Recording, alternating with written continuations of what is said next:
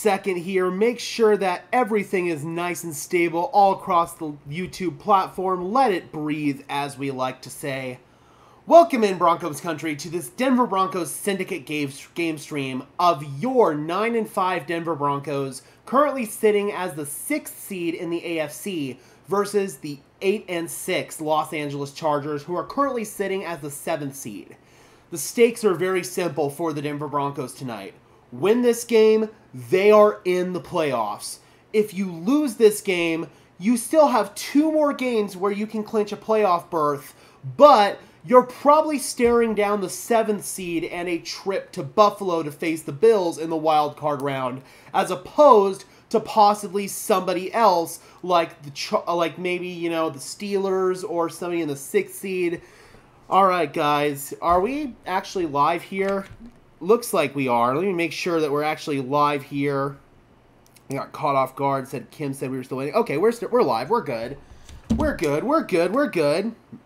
Awesome sauce, awesome sauce. But at this point, it looks like the Denver Broncos are going to be set into the 6th seed if they can win this game, or if they can win next week against Cincinnati. Then you're probably going to Pittsburgh or possibly Baltimore, depending on who wins the AFC North. Yep, we're all good. I just had to double check, make sure. Let's start saying hi to some people here. We have got Robert in the house. We have got D-Rock, as always, saying, let's go Mile High Country. Robert says, thanks, Gage. See you when you're live. Here we are. Robert says, what's up, D-Rock? Ready for this win. Denver Broncos going to win tonight. They're going to win all 3 games. I want them to win all 3 games, says Ronnie. We got Maverick in the house, as always. Good to see you, my friend. We've got Neil Smith saying, you're live. Go Broncos. Mile High salute. Mile High salute to you as well, my friend. All right, we've got some pregame coverage right now. Thank you so much, Robert, for the $2. Network contribution. Sounds good. No lag. Thank you, Gage. Awesome sauce. Thanks, man. I went ahead and switched over to mobile hotspot, and if the internet gives me issues, I can fall back on that. That's got a nice stable connection, so we shouldn't have to deal with any bullshit tonight, hopefully. All right. And that is 1 quarter in the swear jar. Let me know how the audio is. Let's just test this out real quick, guys. Braylon, thank you so much for the $5, man. Hey, Gage, Lions fan here. I saw you tag me on that on Twitter about the John Elway documentary. Thank you very much. Your Broncos have really impressed me this year. I didn't think you guys would make it this far. Bo Nix is coming on well. Thank you so much, man. Really appreciate it. Hopefully, your Lions are able to overcome some of the injuries on the defensive side of the ball. Looks like you guys got good news today on Monty. I'm really pulling for you guys. I am. I definitely hope the Lions can get to the Super Bowl this year. That would be awesome to see. I would love to see that for you guys, for Grid. I'd love to see that for everybody. All right, audio's good. Perfect. I'm going to go ahead and mute these guys. Love Tony Gonzalez, Chris Thompson, Ryan Fitzpatrick, Andrew Whitworth, and Richard Sherman, but we're going to go ahead and do our own analysis here. Maverick says, I expect this one to be a defensive game. We tried to break that down in the pregame stream before the internet was giving us issues. So just to kind of give the short version here, I also expect that the Denver Broncos will be in a defensive slugfest with the Chargers tonight. Let's go over some keys to victory. We went over these briefly at the end of the pregame stream, but I believe my internet wasn't really allowing you guys to hear them, so let's go over it once again. Find some resemblance of a run game. That is my first key. Hopefully Blake Watson will get involved, and maybe they'll give him at least 10 touches in this game. Give the Broncos a chance to maybe establish an outside run game. That's really been where they've been most successful on the year. Their inside run game has been kind of inconsistent, mostly because of the center position. Hopefully we can see Blake Watson get some work in this one. If the Broncos are still unable to establish a run game, quick passes on screens and swing routes, Marvin Mims should be a guy who gets a lot of those touches. It's sort of an extension of your run game if you can't get your run game to work, essentially. The Broncos have had some success with that this season. Hopefully they can do that in this game if they can't get a run game going. Get Bo Nix into an early rhythm. Get him some easy completions, some easy reads. That way he settles down and gets rid of some of those nerves and those butterflies in his stomach early. We've seen him early on in games throughout basically the entire year have those jitters, and then later on in the game, that's when he settles down. Some of that is on play calling for not getting him set and in a rhythm, and you just want to make sure that he's calm, cool, and collected as he goes through the early part of this game. So scheme up Bo Nix some easy completions and make life a little bit easier for him. And if you're Bo Nix, you need to spread the football around. Don't just stare down Courtland Sutton all game long like you did against the Indianapolis Colts. Try to find Devon Vele. Try to find Marvin Mims. You got the tight ends a little bit involved last week with Adam Troutman and Nate Atkins. Why not try a little bit more of that in this game? Just don't stare down Courtland Sutton and lock in on him. That will lead to bad things. Tarheeb Still, a corner for the Los Angeles Chargers, who's really emerged in his rookie season, 5th-round pick out of Maryland. He could potentially cause problems for the Broncos if Bo Nix just stares down Courtland Sutton. The Chargers have some injuries in their secondary. Bo Nix needs to find a way to spread the football around.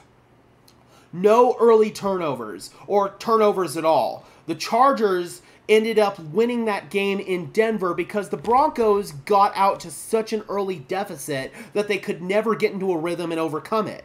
They had that early turnover. I believe it was a little Jordan Humphrey fumble. Then on the very first defensive snap after that play, Pat Surtain gets knocked out for the entire game, and it completely ruins the entire rhythm. Oh, I love this segment here.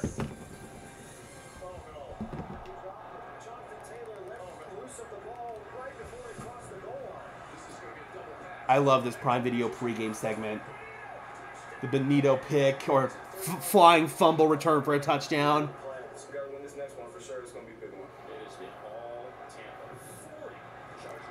Chargers lost 40-17 to the Bucs last week. It's desperation.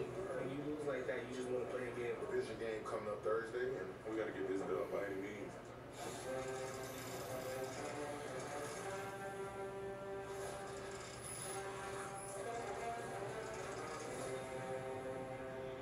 Broncos stage a valiant comeback, but it's not enough at the end. And the Chargers cling to victory.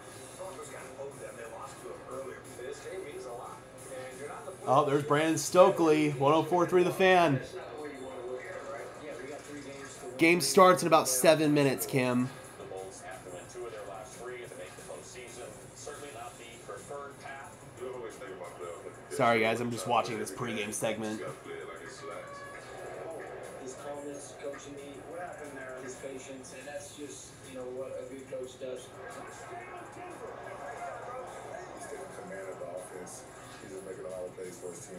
We need to go out there as a defense and make plays for our team. We put ourselves in a pretty good position in terms of There's postseason. Nick Benito, Mike McGlinchey. We're just super focused on getting wins. It's never fun to deal with animals, but as long as it's getting better every day. We see you limping off the field the other day. I'm just taking it day by day. We control our own destiny, so we just want to keep it going and then hopefully roll into the playoffs. Today, we got to go out there and go get in it. We're trying to push this and get to the playoffs Thursday night. This is about making the playoffs. Huge game. Yeah, that's one of the cooler pregame segments out there. But going back to some keys to victory for this game, Broncos country, we'll go ahead and mute this once again here. So, no pre-snap penalties. That ties into no turnovers. You don't want to put yourself behind the 8 ball and shoot yourself in the foot. You can't beat this Chargers team that doesn't make a whole lot of mistakes if you make a ton of mistakes in your own right. So, last week we saw the Broncos, they had some pre-snap penalties on 3rd down, a couple false starts that put them behind the chains. We don't want to see any of that crap in this game. They will be on the road, but it's going to be mostly Broncos country in the stands down there in Southern California at SoFi Stadium. Broncos country has always shown up very well. I anticipate this to basically be like a Broncos road game. It's going to be almost the other way around where the Chargers are going to have to go on a silent snap count. The Broncos can use their verbal communication, their verbal cadences, all of that stuff. They don't have to worry about crowd noise in this game. It's the Chargers who do. So that's good news for the Broncos. That should help with some of the pre-snap penalties and some of the communication going bad. Get pressure on Justin Herbert. He's been dealing with lower body injuries all year long. He's got a high ankle sprain right now. make him get off of his spot and make him uncomfortable in the pocket. If the Broncos can generate pressure with 4 or fewer players on Justin Herbert, that would be ideal.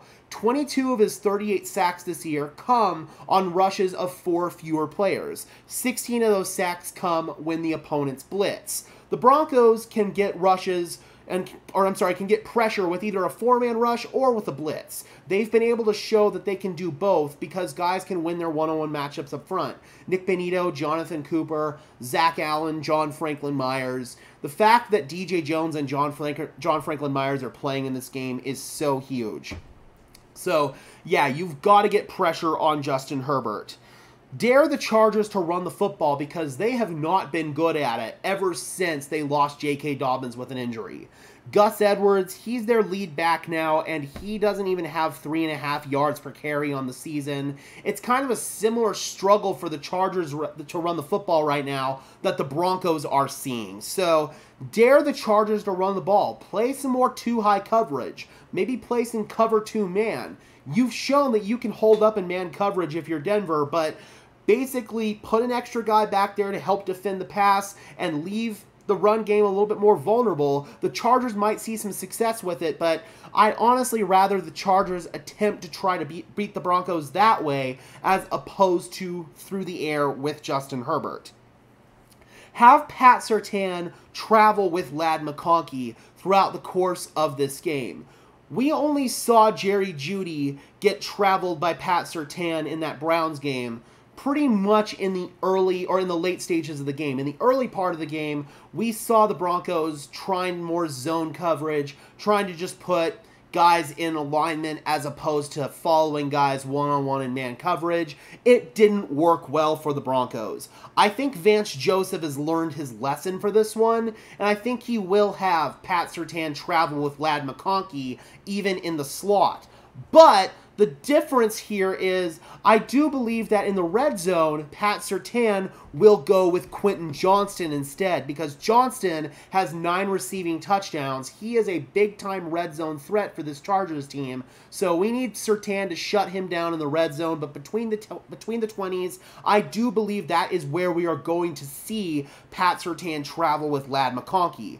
Chris Abrams-Drain, I feel like, is mostly going to be focused on Joshua Palmer throughout this one. And then Jaquan McMillan, he's going to basically trade off responsibilities with Surtain. If Surtain's in the slot, then Jaquan's going to be outside with Quentin Johnston.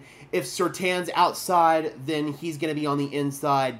That's just going to be trade-off responsibilities there between Pat Surtain and Jaquan McMillan. I think we're going to see Chris Abrams-Drain for the most part here on Joshua Palmer. So, overall, this Broncos team is going to have to find a way to stay resilient, stay disciplined, and stay just ahead of the chains. Do not allow yourself to get behind. If you do, then you're going to lose this game. This Chargers team, like I talked about, makes very few mistakes. But any mistakes that they do make, the Denver Broncos are going to have to capitalize on. Any fumbles, you're going to have to pounce on that ball. You're going to have to make sure that the Chargers don't suck it back in.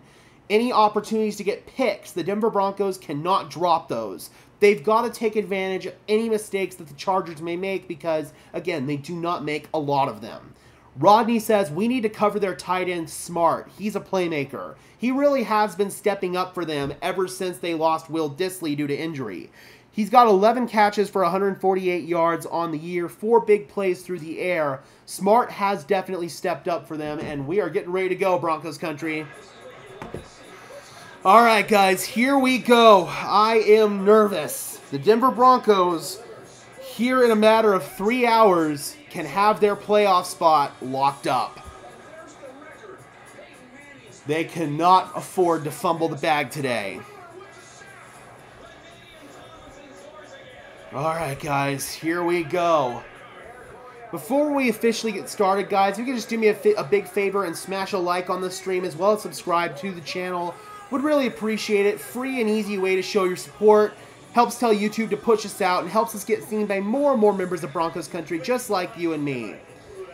Bo just needs to settle down with his footwork and be aware of the passing game. This ain't going to be easy. No, it's not.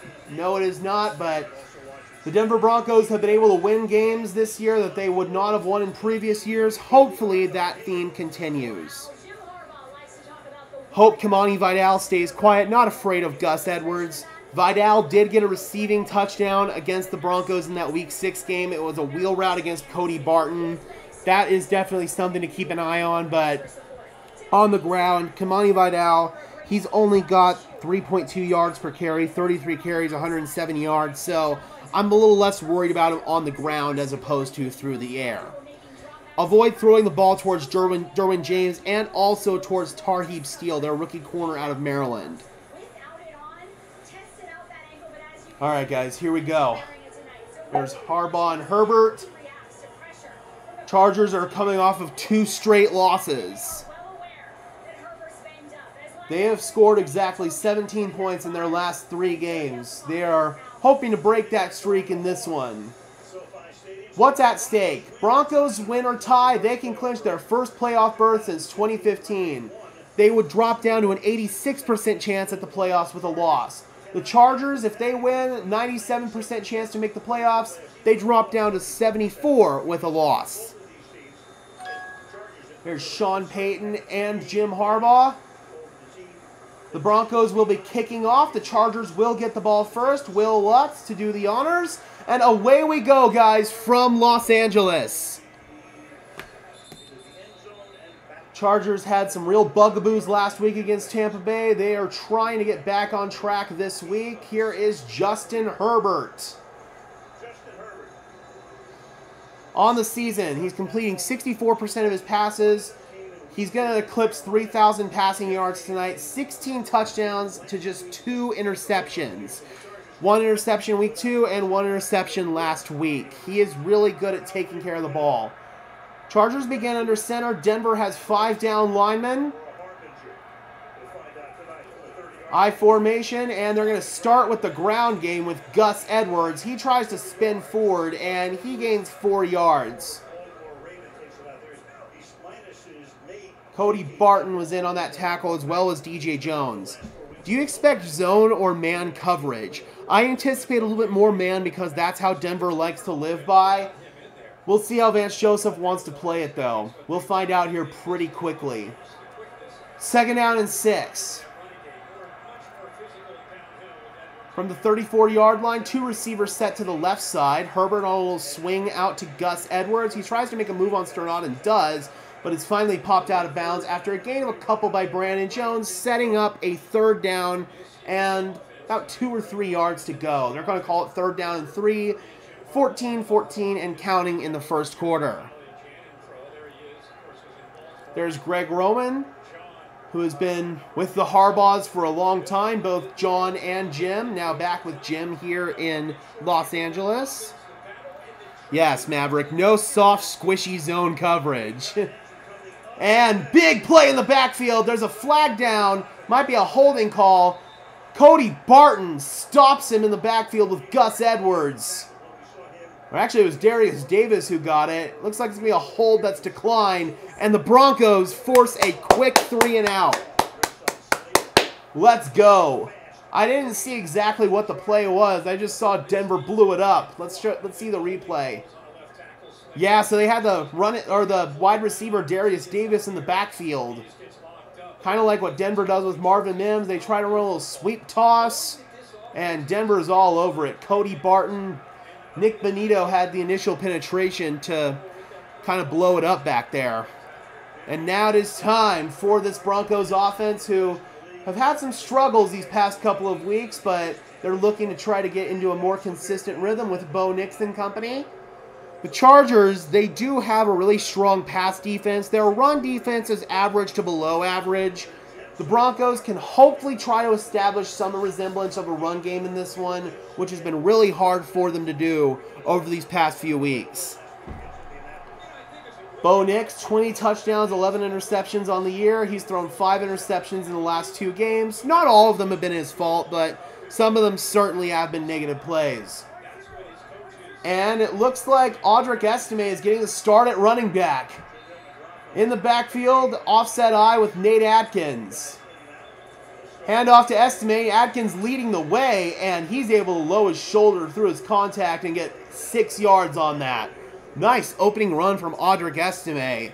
This might be the game where we see Audric Estime have a nice, steady performance. And as I say that, they sub him out and they put in Javonte Williams for this 2nd down and 4 play.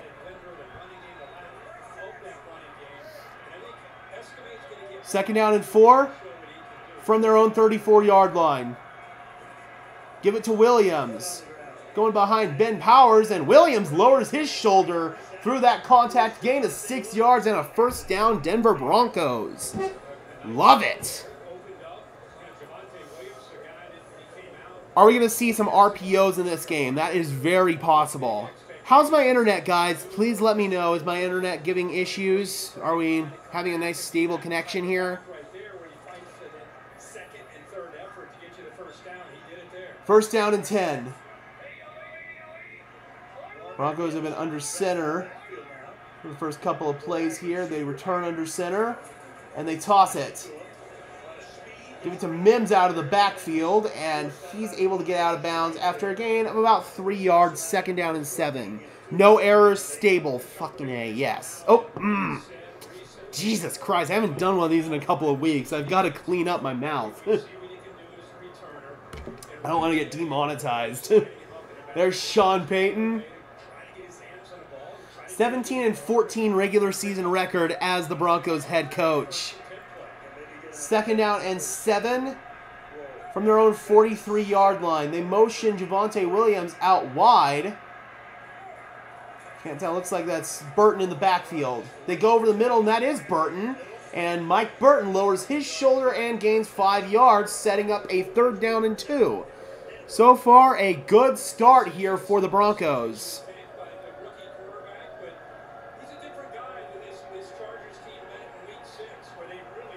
Control the time of possession, Denver. Absolutely. They're doing a pretty decent job of it so far. 3rd down and 2. You can take the play clock pretty much all the way down if you want to.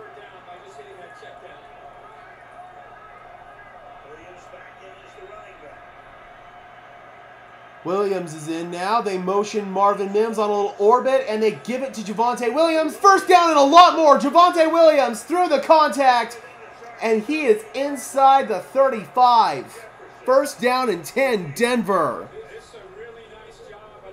Really great job there. Let's see the blocking on this. It looks like Wattenberg, Miners helps clear that out, as well as McGlinchey, Devon Vele in there. That was excellent blocking up front there. And Williams finds the hole, and he exploits it. When there's no indecisiveness from Williams in the backfield, he can be super productive. It's just that indecisiveness, him dancing behind the line of scrimmage, that gets him. 1st down and 10 now from the 38. Nix throws it under duress, gets it complete to Nate Atkins. 1st down and more. Nate Atkins out of bounds inside the 25 at the 23. And the Broncos are on a methodical opening drive here. Oh, it was actually Blake Watson there in the backfield. Little naked boot to him. Bo, great job delivering that throw in the flat under pressure to Atkins. Moves the chains. Derwin James was the guy who was given duress on Bo on that one.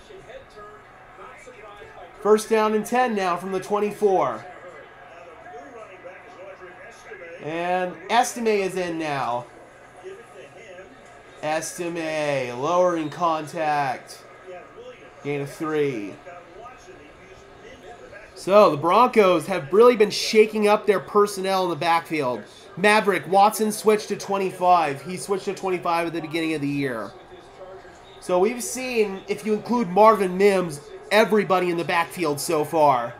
Watson, Williams, Estime, and Mims. 2nd and 7, and it's Watson back there once again. Condensed formation. Humphrey and Sutton on each side. Tight end is Kroll. They give it to Blake Watson. And Watson lowers his shoulder down and picks up another 1st down. The Broncos are running hard. The blocking up front has been fantastic. See this play here. Wattenberg helps clear out a big hole. That's really good to see. Miners Get Powers up front as well. That is an excellent job. Plays designed to go right, feels the block it, cuts it back, and gets those great yards. All right, guys, let's finish this drive off here with 7. First down and 10 from the Chargers 14. Bo's in the pistol. Uh-oh. False start. There's going to be a delay of game anyway, but Broncos flinched. We talked about trying to avoid pre-snap penalties, and unfortunately that comes to bite the Broncos right away. Do not like that. First down and 15.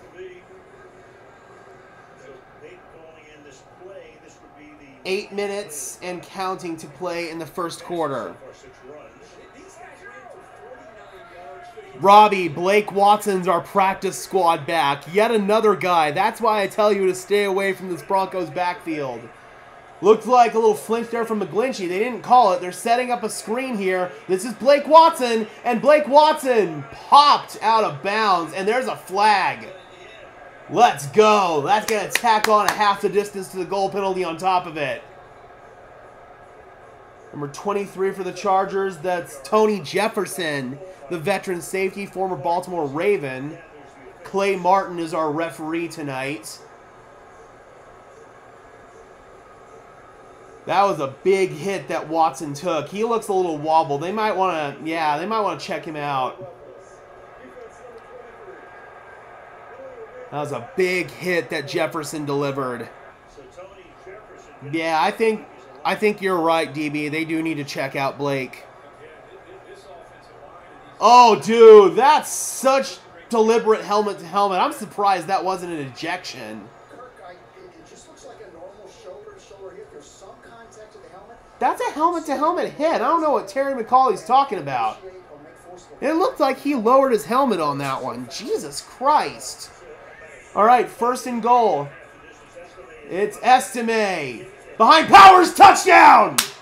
Let's go! What an early start for the Broncos. We talked about them getting out to a quick start. 3 and out on the opening defensive possession. And now a methodical 10-play, 72-yard, 6-minute touchdown drive. And that is a statement to start the game for the Denver Broncos. All led by their ground attack. We talked about this Chargers team being really good against the pass, not so great against the run, and early on, the Broncos have exploited that. Will Lutz's extra point is true, with 7.5 left to play in the first quarter. Broncos take an early 7-0 lead. That went about as well as you could ask. The only little bugaboo that the Broncos had there was that pre-snap penalty. It was going to be a delayed game. It ended up being a false start. That's something that needs to be cleaned up, but everything else we saw in this drive, it was a physical ground and pound attack.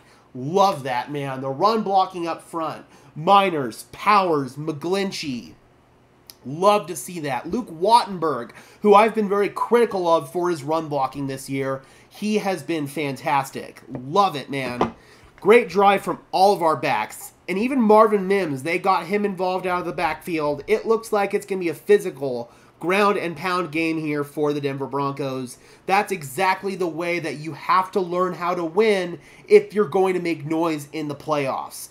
This time of year, it gets a little bit colder, it gets a little bit windier, especially if Denver has to go to Buffalo or Pittsburgh. They're going to have to contend with some probable weather, so you need to learn how to be able to win by pounding the rock. Your passing game has had some struggles these past couple of weeks, so this is a good time to lean on the ground game.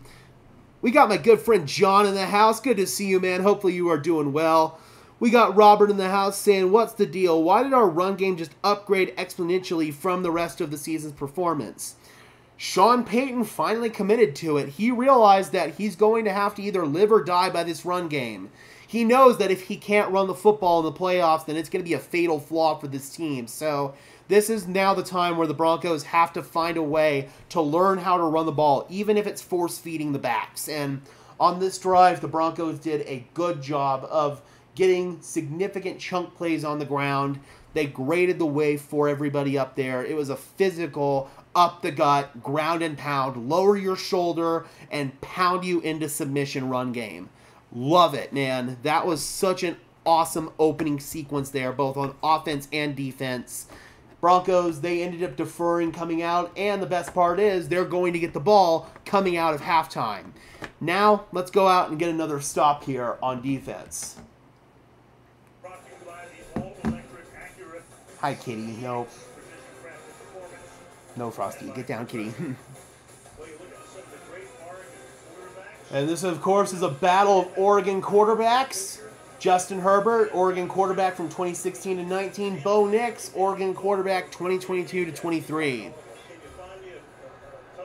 Herbert getting ready to take his turn.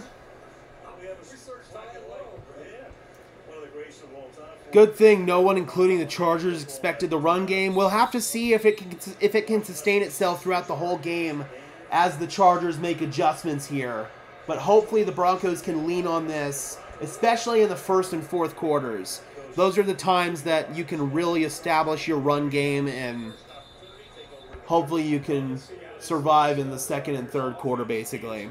This is a game that you're not want to get away from them. We talked about repeatedly how last week... All right, first down and 10. ...against Tampa, and how both sides of the football, they were frustrated. But as a first-year head coach, they talked to a guy... Let's see how the Broncos want to approach covering Ladd McConkey. It looks like McConkey's setting up in the slot here. He's going to be guarded by Jaquan McMillan. First down and 10. 4-down lineman here. Herbert dumps it into the flat. Cody Barton missed a tackle. That is a first down for Scott Matlock, who's a very interesting player. He's a two-way player for the Chargers. He plays fullback and defensive tackle. Your cat's name is Frosty. We got Arby's in Denver when we visited to honor the stream. That's funny. Yeah, I am no longer an Arby's employee. I am officially a full-time Broncos reporting YouTuber. It's been that way for the last few months now. Glad to finally say that I am officially a full-time Broncos reporter. And they're going to run it here with Edwards. To the right side, Brandon Jones with a really nice tackle there, limiting Edwards to a gain of 6. That could have been a really explosive run. Thanks, guys. Really appreciate it. Ooh, boy. Another Chargers DB. It's Marcus May. That's not good for them. They are dealing with a lot of injuries in the secondary right now. Yeah, I left Arby's back in July when I broke my leg and never went back. Oh, big burst. Kamani Vidal. He's given the Broncos issues before, and Vidal tripped up near the 35-yard line. So the Chargers say, all right, Denver, if you want to win this game by running the ball, we're going to come right back at you and do the same thing. I formation. Scott Matlock, the fullback, in there with the lead blocker, a little kick out actually on Justin Sternad, and Ladd McConkey with a pancake block there, and it looked like Nick Benito. Yep, that was Arby's.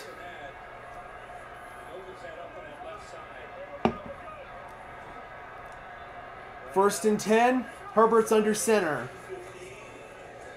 Handed off, Edwards. Gain of 3. Barton in on the tackle, along with Malcolm Roach.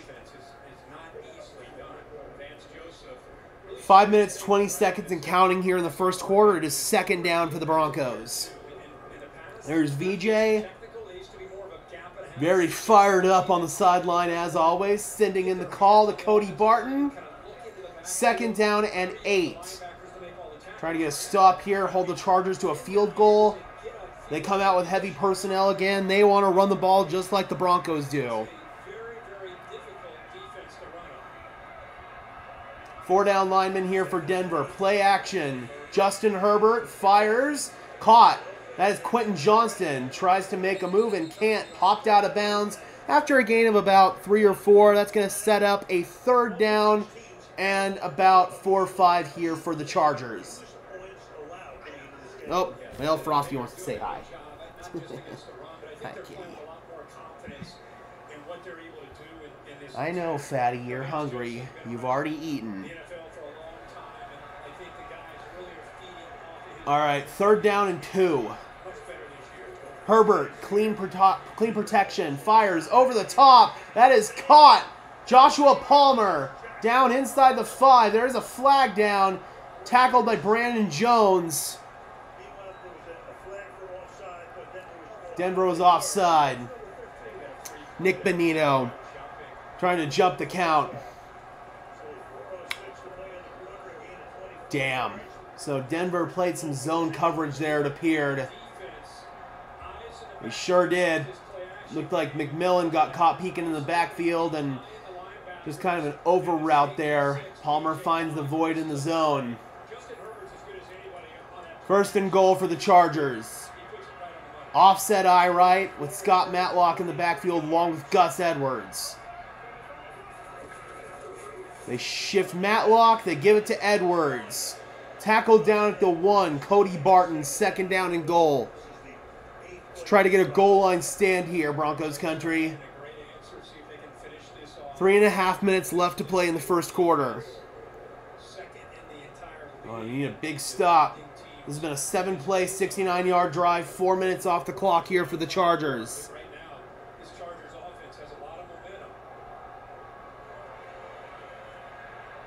Herbert's under center. Shift the tight end, Hayden Hurst. Matlock is also back there. They give it to Edwards. Edwards! He's in. Yep. Oh, wait, let's see. Is he in? What do they say? Yep, touchdown. Touchdown Chargers, Gus Edwards. 8 plays, 70 yards, 4 minutes, 25 seconds. Most of that through the ground. They got that chunk play to Joshua Palmer. But good job by Edwards fighting through the initial contact and basically getting pushed into the end zone there by Jonah Ellis. Good game so far. Oh man, Cody Barton. Jesus Christ, that was actually Barton there that got pushed in. Yeah, the over's not looking too bad so far, Robbie. Here's Dicker the kicker for the extra point.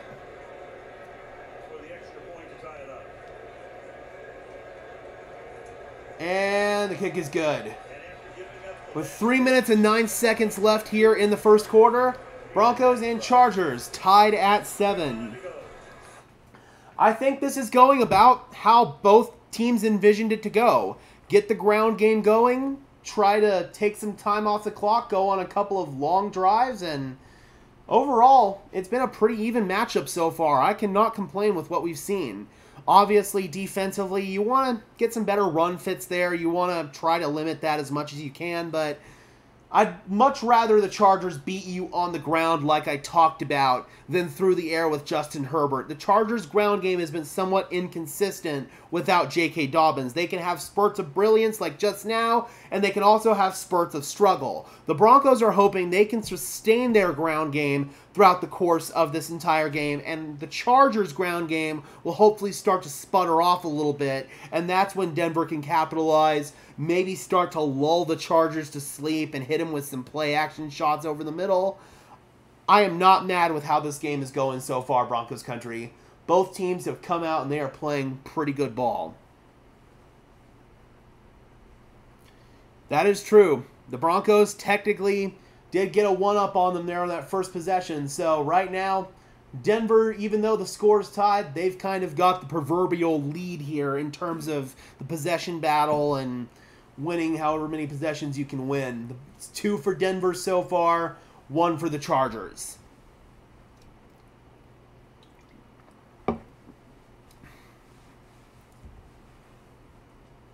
All right, guys.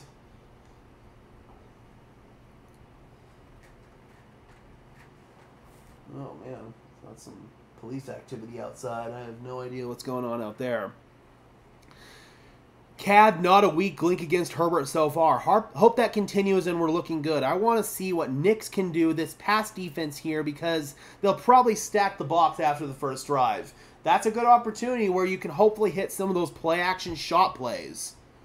Maybe a deep crossing route, something like that. We are back.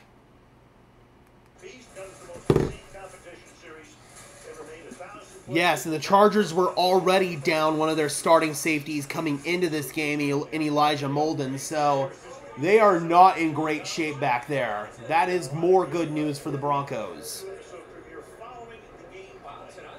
All right, 3 minutes and 9 seconds left in the first quarter.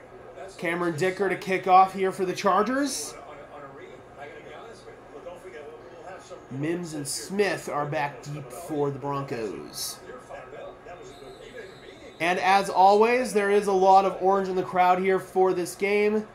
This is basically a Broncos home game.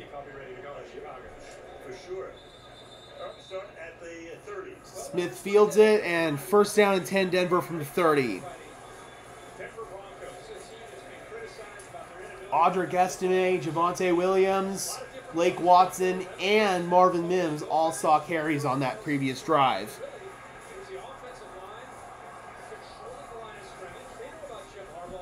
All right, here we go.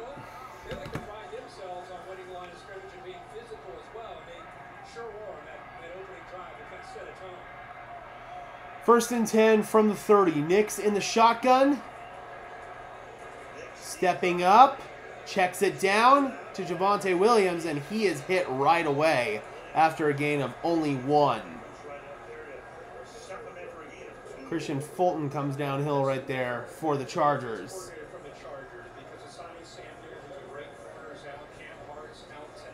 Second down and 9. There's Jesse Minter. Chargers' young defensive coordinator's probably going to be a head coach in the NFL here pretty soon.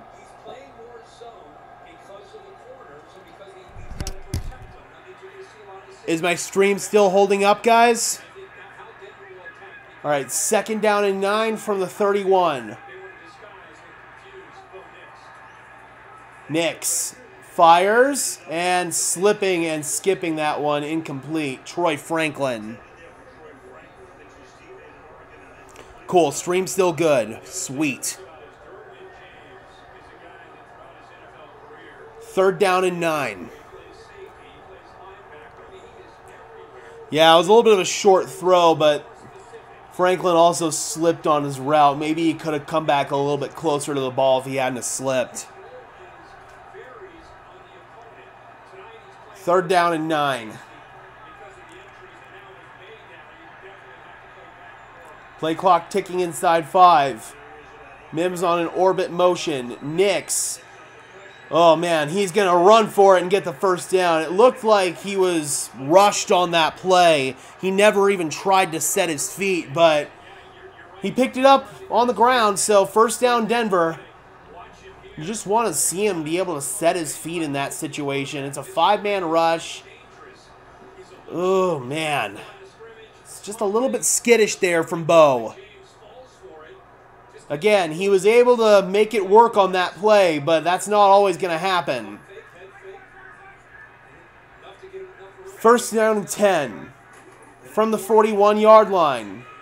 Estime, nice cutback. Audric Estime stumbling forward for a gain of 9. Really nice cut there from Estime. That was nice.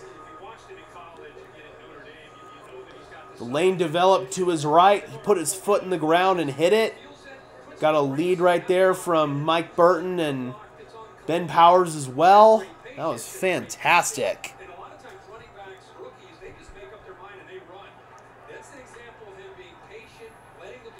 Second down and 1. Ticking down under a minute left to play in the first quarter.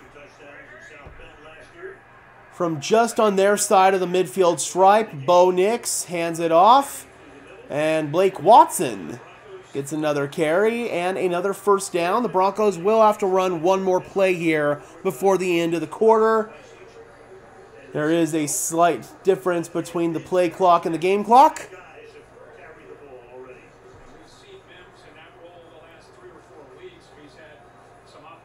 Broncos doing a really good job of feeding all of their backs early on.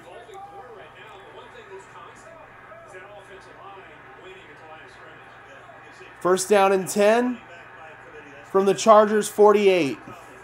Nix dropping back, hits the bottom of his drop, and it's batted down. Khalil Mack. second down. Mack working against Mike McGlinchey on that one. It looked like McGlinchey was expecting a chip right there. He didn't get it. And Mack able to effect the throw and tip it. 12 seconds left to play in the first quarter. Broncos going to have to run one more play. 2nd and 10. Trips to the left. Motion Troy Franklin to the right. Nix fires. Caught. First down. Devon Vele, who I'm hoping gets more involved in this game. He is out of bounds, and that will take us to the end of the first quarter. So the Broncos able to overcome a couple of negative plays there. Another first down. That is the end of the first. Broncos and Chargers tied at 7. Little bit of a skittish start so far for Bo Nix. That first drive, the Broncos did a good job running the ball. On this one, they've gotten a couple of runs to pop, but his footwork still looks a little bit rushed. It looks like he's not quite confident in what he's seeing out there.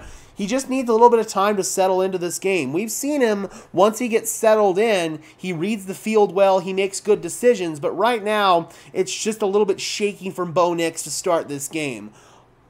Good drive so far. Broncos first down, well into Chargers territory, though. They are in position to possibly get the lead back.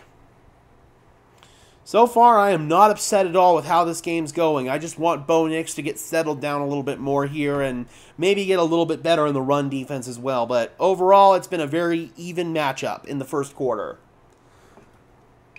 Again, just in case you guys have been living under a rock, the Denver Broncos can clinch a playoff berth for the first time since the 2015 season if they win this game. They do not have to depend on any other outcomes from any other teams. All they have to do is win one of their next 3 games, and they are in. The hope is that it'll be taken care of tonight. Next week, you can then think about start playing to advance your seeding, and the week after that against Kansas City, if all goes well for Denver, we could sit starters in that game, and it could be Jarrett Stidham versus Carson Wentz in that game because the Chiefs are hoping that they will have the number 1 seed locked up going into that game, and they will be able to sit their starters. It might be a backup bowl in that game.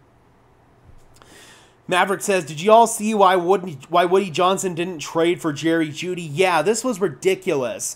An article from the New York Times came out that said that the Broncos were going to trade Jerry Jeudy to the New York Jets in exchange for Allen Lazard and a 3rd-round pick. We already knew that, but what we didn't know was that Woody Johnson, the owner of the Jets, apparently nixed the trade because Jerry Jeudy's Madden rating was too low. I'm not even kidding. And the crazy part about this is I believe it's probably true because it just sounds way too crazy to not be true. And it sounds like something that Woody Johnson would do. I cannot believe that, man. That is just nuts. So what were you thinking? That you couldn't sell this trade to your fans because Jerry Jeudy's Madden rating is too low? Like, what? That is asinine. All right, we are back for the start of the second quarter.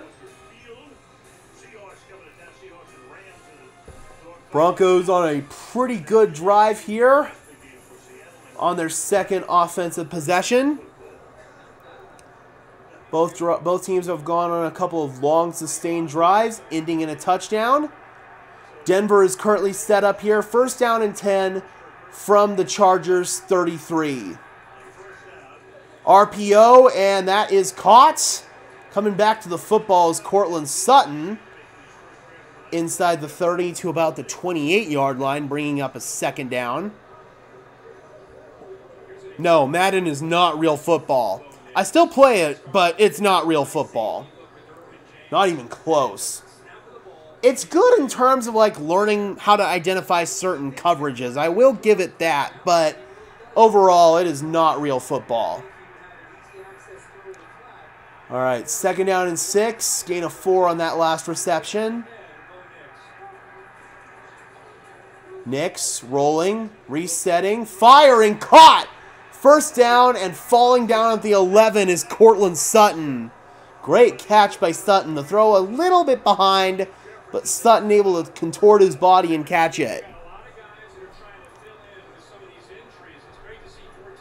Just a crossing route. That was actually a good throw. On the run, yeah, that's a good throw, actually. He threw it to his other shoulder so he wouldn't get hit by number 23. That was actually a really good throw from Nix. 1st and 10. Estime. Spinning. Estime. Looking for the first down marker. He gains 9 yards. Down to about the 3-yard line. I love what we've been seeing from this run game from this run game all game. I was reading a message there in the chat. Score is 7-7. Oh, geez, I am on the wrong screen. Sorry about that. Good Lord. There we go. How about actually having the score? 2nd down and 1. They give it to Mims. He's got blocking. Marvin Mims. He didn't get the touchdown, but he did get the first down. 1st and goal for Denver at the 1.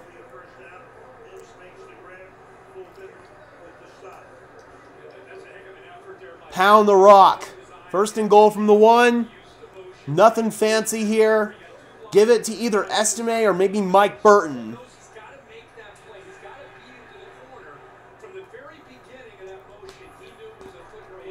11-play, 69-yard drive here so far for Denver.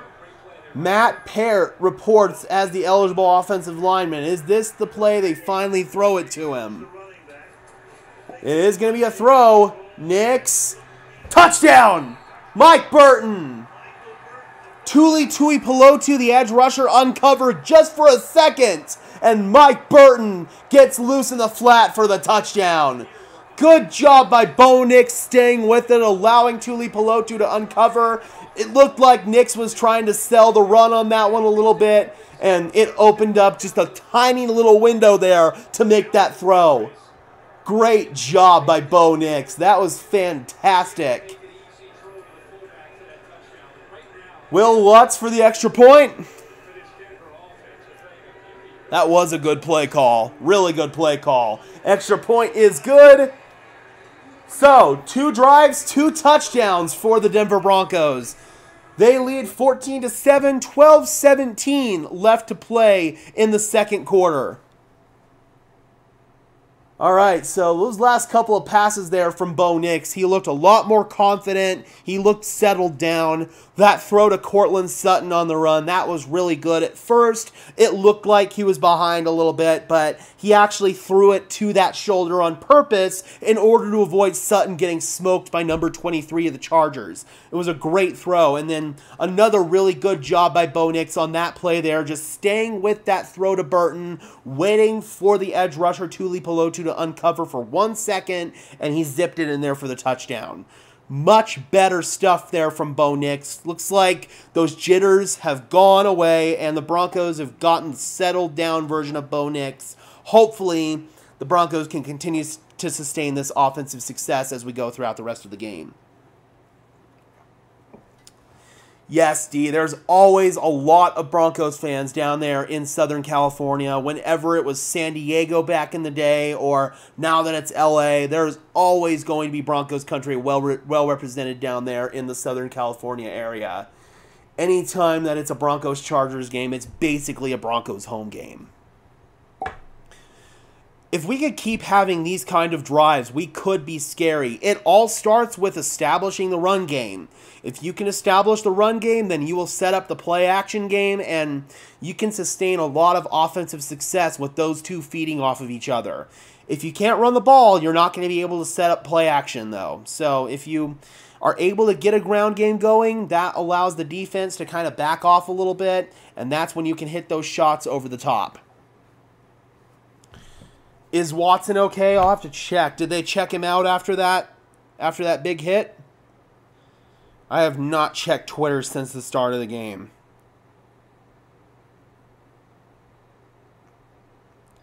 Let's see. Blake Watson, make sure everything's all good with him.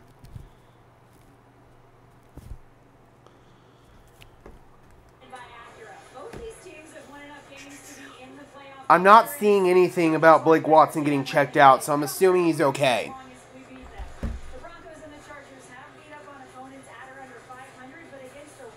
Broncos have not been swept by the Chargers since 2010. They lost their first matchup to LA this season, Week 6 here in Denver. They're looking to avenge that loss here in this game, and right now they hold a 14-7 lead. Chargers getting ready to get the ball for their third offensive possession.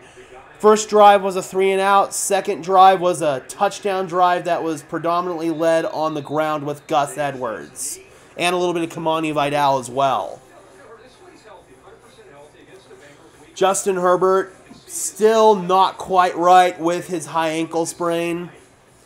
He re-aggravated that injury against the Kansas City Chiefs. He initially suffered it all the way back in Week 1.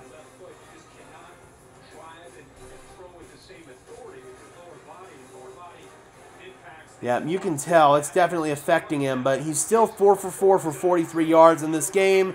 Play action. Herbert fires, and that is Ladd McConkey wide open. Down the sideline, McConkey finally forced out of bounds by Brandon Jones, but an explosive play there for the Chargers. You've got to find a way to limit these big plays with Ladd McConkey.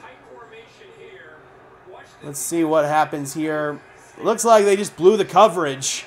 I don't know if Jaquan was supposed to follow or not, but it looks like Denver just blew the coverage on that one. Nobody was there to account for Ladd McConkey. First down and 10 now. Into Denver territory at the 43-yard line. Run it with Vidal. Gain of 2. Tackle made there by Ioma Uwazurike, who is getting some action in this one. I don't know if that was supposed to be like some sort of match coverage or what. It looked like some guys were playing man, some guys were playing zone on that one. It was weird. Somebody screwed up their assignment. I don't know who it was, though. I don't know if it was Jaquan or who. Right now, at the top of the screen, you've got Pat Surtain on, looks like Josh Palmer. It is Palmer. Herbert's going to run this one for a gain of 3 after he slides, and you can tell that he is hurting after that. He's going to tough it out. He's a tough SOB, but he's definitely sore. Third down and 5. From the 38-yard line, Herbert drifting, throwing, and completing. There is Stone Smart, the tight end. We talked about him in the pregame, how he's been stepping up for the Chargers in place of their #1 tight end, Will Dissly. And right there, Smart able to get a first down catch for the Broncos.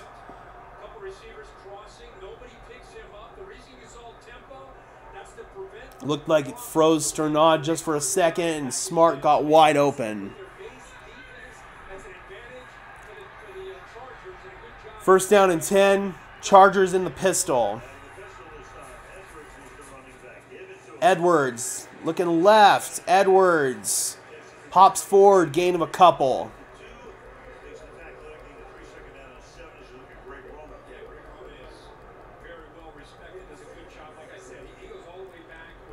All right.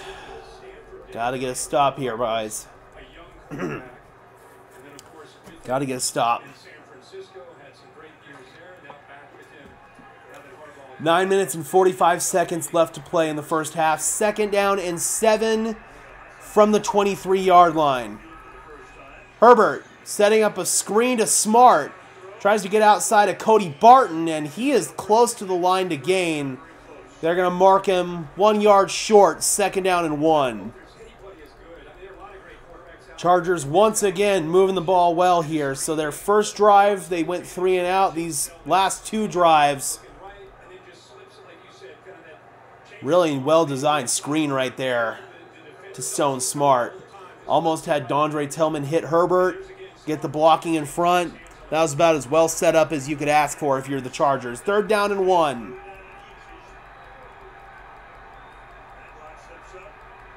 Scott Matlock shifts, and they give it to Gus Edwards, who stopped 3 yards behind the line of scrimmage. Dondre Tillman is back there for the Broncos. And that brings up a 4th down decision here for Jim Harbaugh.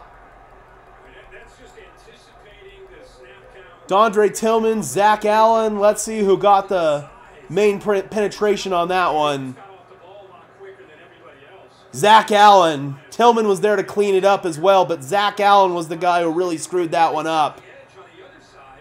Just no That was a great job right there. Excellent stop. 37-yard try. Cameron Dicker is up. He is good. And with 8:50 left to go in the first half, Denver Broncos maintain their lead, 14-10. Good stop defensively. So, overall, in the battle of drives, I would say Denver, they are now up, man. The Chargers, they got that one, but I'd say this is a 3-1 drive win lead here for the Broncos. They've won their 2 offensive drives. They've won 2 of their defensive drives now. So actually, it's a 4-1.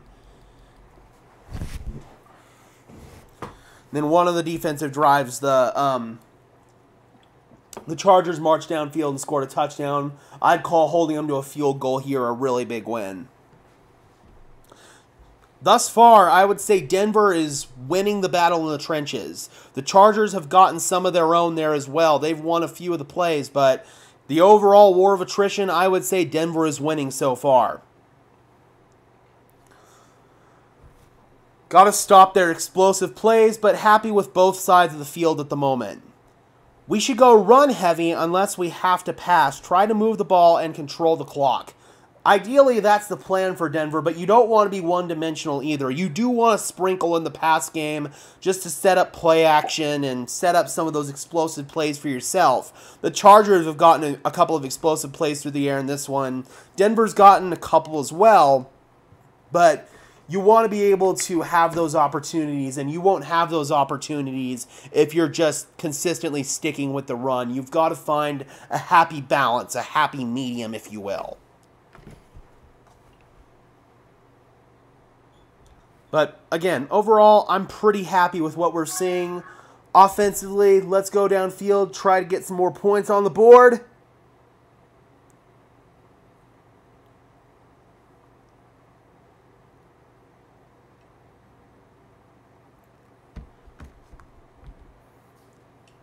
Is our passing game more West Coast or vertical? It's kind of more West Coast with Sean Payton.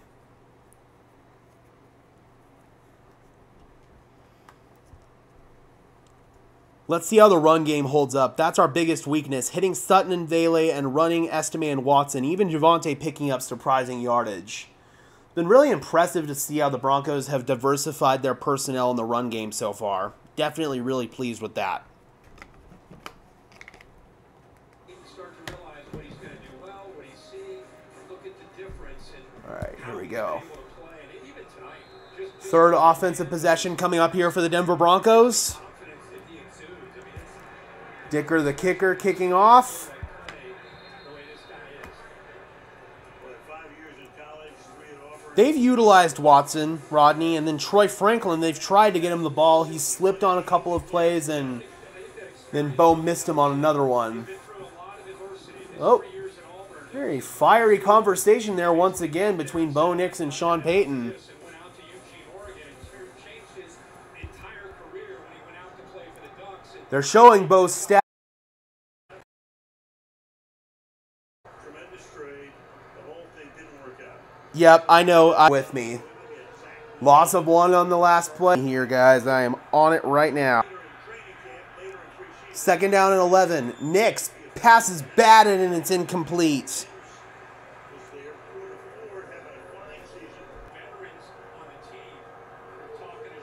All right, this should take just a couple minutes, and I also see my camera's out of focus as well. To play.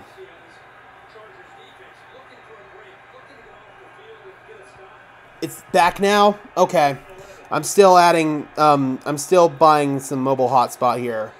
Third down and 11. Nix sets up. Williams, first down! Gets popped there as he finishes the run, but excellent job lowering his shoulder through the contact. Picks up a first down. All right, guys, just so we don't drop again, I'm adding 2 more gigabytes of data.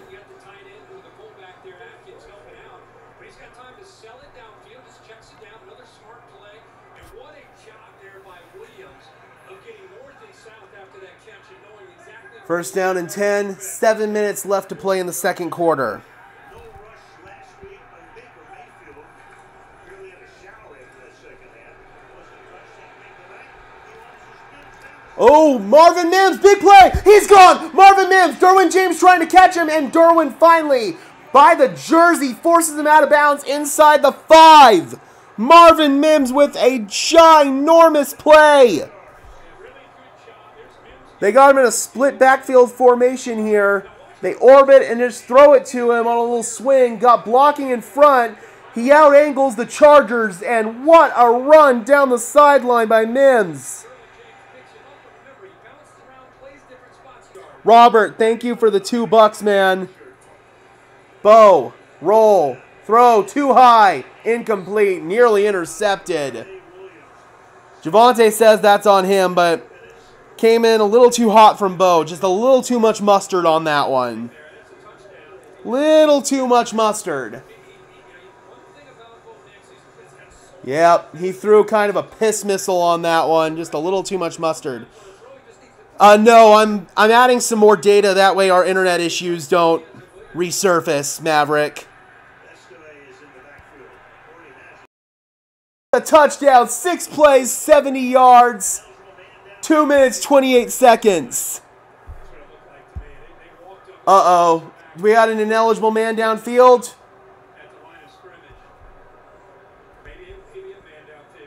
Do we got an ineligible man downfield here?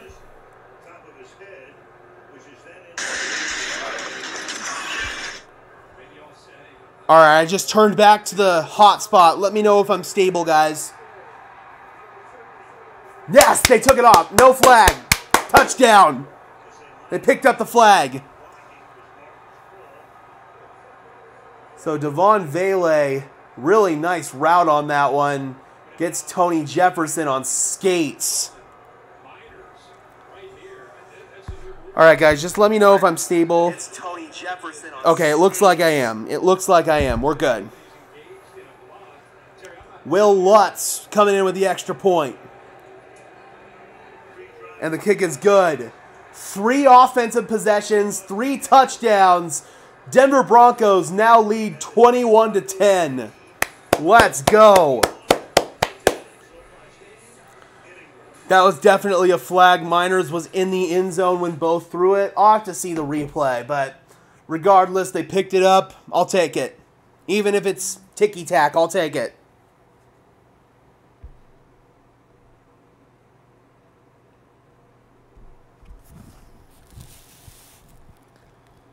Yep, all day long. Not allowing points before the half is crucial. Definitely, if Denver can allow no points here and they get the ball and score coming out of halftime, they could put this game away. Also, it looks like my scoreboard is not updated. Let's go ahead and refresh that.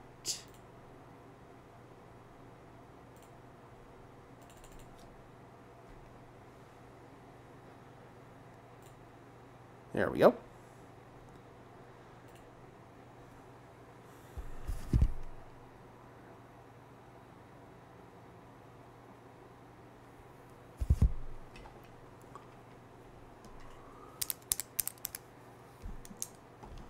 All right, guys, really good stuff here offensively for the Broncos. They've been in rhythm. They've been consistent. Bo Nix has been a little jittery. He has sailed a couple up because these internet issues are too consistent. I cannot continue to deal with this. As soon as my lease is up, I'm thinking about getting out of this apartment. Thanks for the play-by-play, Gage. Go Broncos. Thank you so much, DB, for the $5, man. Really appreciate it. Hashtag Syndicate. Thank you guys so much for everybody who's bared with me so far through these internet issues. I know it's frustrating, but I definitely appreciate it, guys. I have not seen Watson since he took that hit, but I haven't seen any reports on Twitter about him getting looked at or him being on the injury report. All right, here we go. Let's see what's going on here. So, Miners with a little engagement there. I don't know, man. That's pretty borderline. That does look like he was downfield illegally. He wasn't engaged downfield by the defender. That looks like that should have been a flag. I'll take it. That was a lucky break, though, for the Broncos. A really lucky break. Yep, Robert, I do. I definitely do. That should have been a penalty. All day long. I'll take it, though. I'm not mad. Not complaining.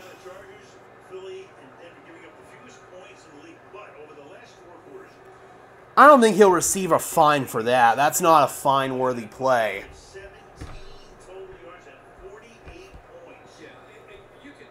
Yeah, for whatever reason, they decided to pick up the flag. I guess they thought that he was engaged with a defender and the defender might have forced him down there. But on the replay, it was very apparent that did not happen. 1st and 10 for the Chargers. Tight formation, I formation now, with Matlock at the 30-yard line, and they give it to Edwards behind Matlock for a gain of a couple. So the Chargers really focusing on that I formation, ground and pound attack. Got Scott Matlock, the hybrid defensive lineman fullback, leading the way for Edwards. Then we've seen Kamani Vidal as well. And now Edwards limps off for the Chargers. That's the last thing that they want to see. Very hobbled there. So now Vidal checks back in. 2nd down and 8 for the Chargers from their own 32. Herbert to the right side, caught and forced out of bounds, is Joshua Palmer by Pat Surtain, setting up 3rd down and short. 5.5 minutes left to play here in the first half. 3rd down and 3. Come on, boys, let's get off the field. It's not easy to send blitzes whenever you're in 3rd down and short situations like this. Looks like Denver has 4 down linemen here, along with 2 linebackers. Herbert throwing, and that is broken up. Let's go. Looking for Joshua Palmer. Brandon Jones got in there to jar that one loose. Massive stop for the Broncos. Chargers looking to punt this one away. Let's go. Watch the fake punt here. It's 4th down and short. Anytime it's 4th down and short, watch a fake punt, but really big stop right there, man. Might be a little too deep for a fake punt, but always got to be aware of it. They do kick it with the Denver native J.K. Scott, and fair catch signaled for and made at the 22-yard line by Marvin Mims. Brandon Jones has been fantastic, man.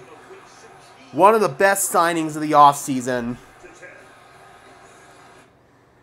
One of the most underrated moves that the Denver Broncos made was letting Justin Simmons go and bringing in Brandon Jones, and Jones has delivered for them in probably a bigger capacity than they even imagined going into it. He has been fantastic.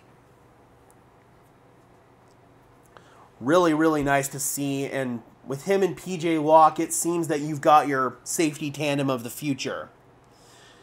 DB says drop a like if you haven't. Absolutely. Please do, as well as subscribe to the channel and help us get to 5,300 subscribers. We are trying to get to 6,000 subscribers by the end of the season. So if you guys have yet to subscribe, I would definitely appreciate it. It's free. It's easy. It only takes a second. Again, we are trying to get to 6,000 subscribers by the end of the season. That is very doable, but the first thing we have to do is get to 5,300 subscribers.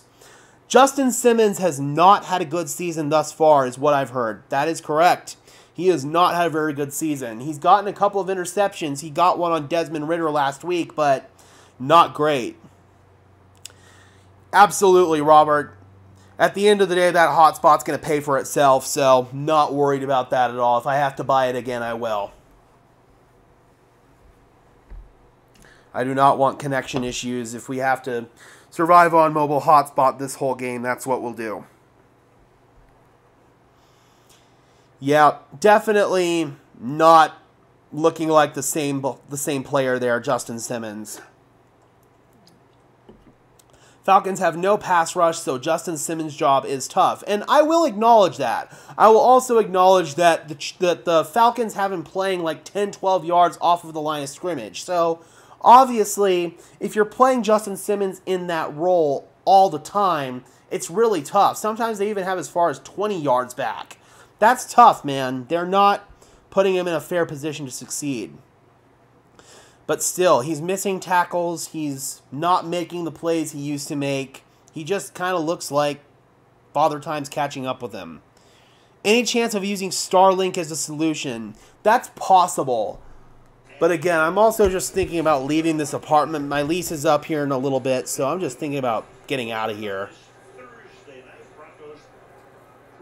That way I can just get my own internet service provider and not have to worry about it. Okay, Blake Watson is back in the game now. They shift Michael Burton there prior to the snap. Bo Nix is going to keep it. First down and a lot more. Bo Nix out of bounds. Gain of 15. So we're starting to see Bo show off the wheels a little bit more. It's kind of been a little bit less of that the last few weeks, but in this game, Bo Nix knows what's on the line here, and he knows the gravity of the situation. If he's got to pick it up with his legs, that's what he will do. Yep, I did. I moved apartments right before week 3, I want to say. Week 3 was our first stream in this new apartment. First down and 10. Nix in trouble, and he's going to go down. So, Nix gets sacked right there. Otito Obonia and Joey Bosa also in there. Looked like the pocket completely collapsed around Bo Nix on that one. Oh, yeah, but it's Bosa and McGlinchey. McGlinchey gets beat to the inside by Bosa, and that's just an easy sack for him. Looked like Miners got beat as well, actually, by number 90. But Bosa was the one who ultimately got the sack on that one.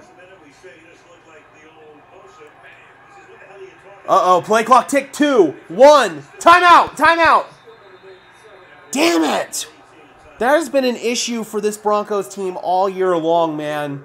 They milk that play clock all the way down, and they've got to burn early timeouts. I am sick of that, man. I am sick of that. Gotta get the play clock in, or gotta get the play call in a more timely manner. This play clock has been an issue for the Broncos all year long. It's unacceptable, inexcusable, especially with a veteran head coach. Who is your play caller? He can control the tempo of getting the play call in a more efficient manner.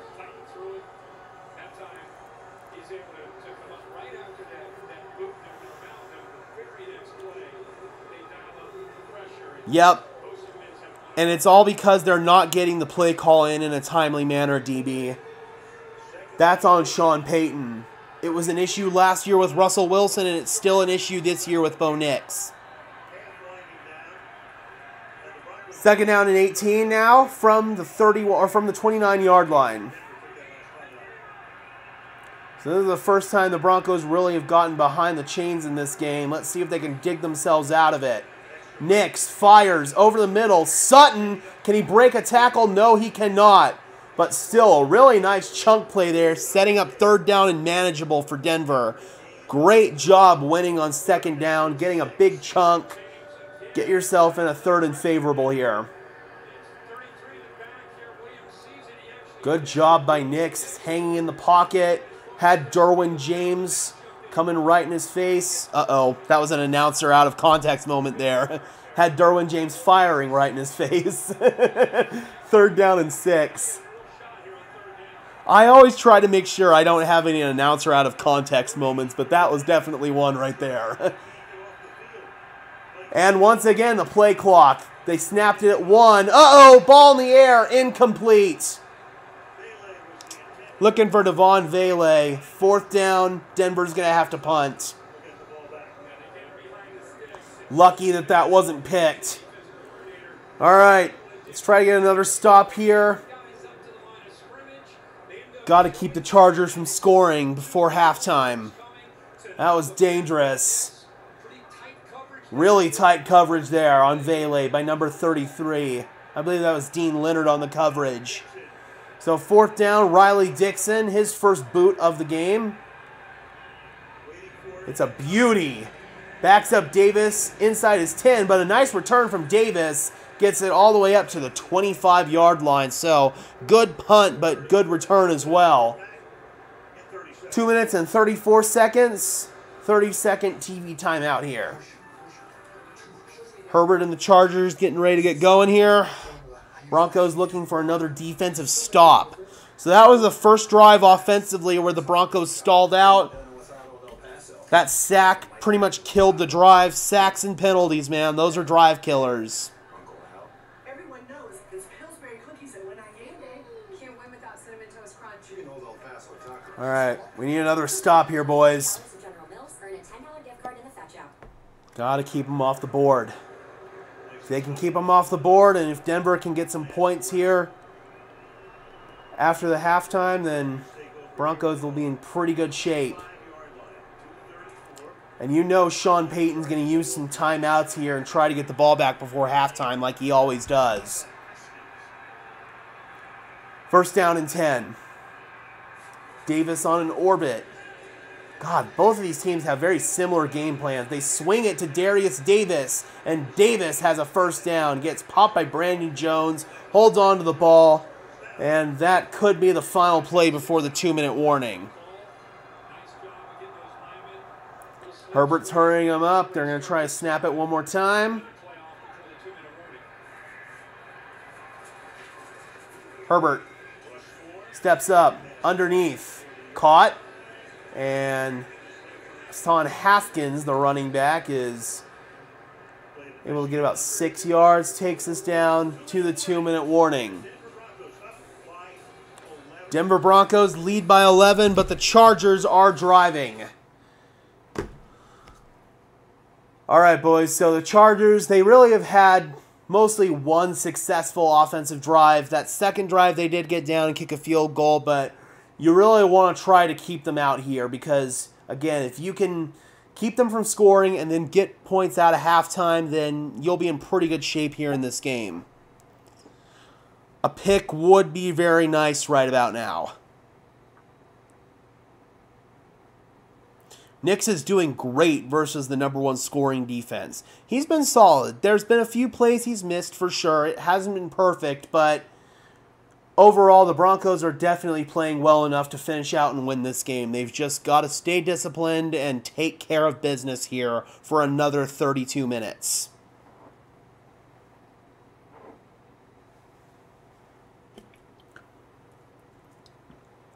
Nick Bonito, where are you at? Don't worry. We'll see him in the second half. From what it appears, the Chargers are diverting a little bit of extra attention to him as well. They know how much of a threat he is off the edge.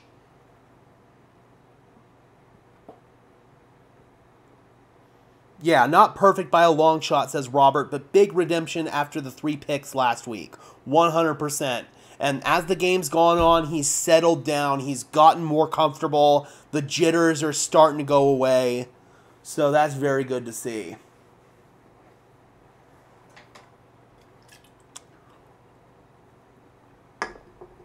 All right, boys, just a reminder, or ladies and gentlemen, I should say, we are going to be headed to halftime here in just a second. So if you guys have to go to the bathroom, get a drink, take a bong rip, do whatever you need to do, I will be doing all 3 of the above. That would be a great time to do so. We'll be taking a brief intermission for halftime. Too bad I don't have Prime Video because I would watch it, but I don't have Prime Video at all, so I'm just watching the highlights of it.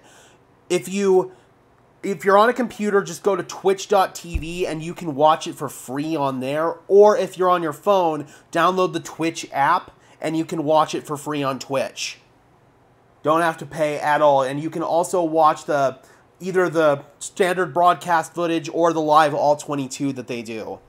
That's a little hack if you don't want to pay to watch Thursday Night Football. But since this is a local game here in Denver, they're broadcasting it on Denver 7.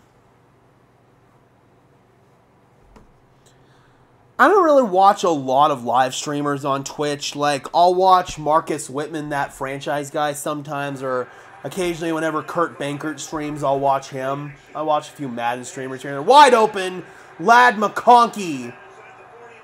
Tackled at the 36-yard line by Brandon Jones. Another big play for McConkey.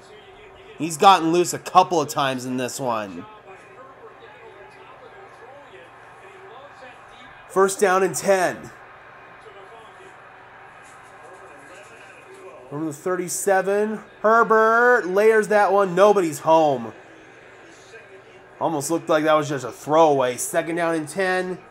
Minute 30 left. That actually helps the Broncos. They don't have to burn a timeout here if they don't want to. Well, obviously they don't have to anyway. It's stop clock.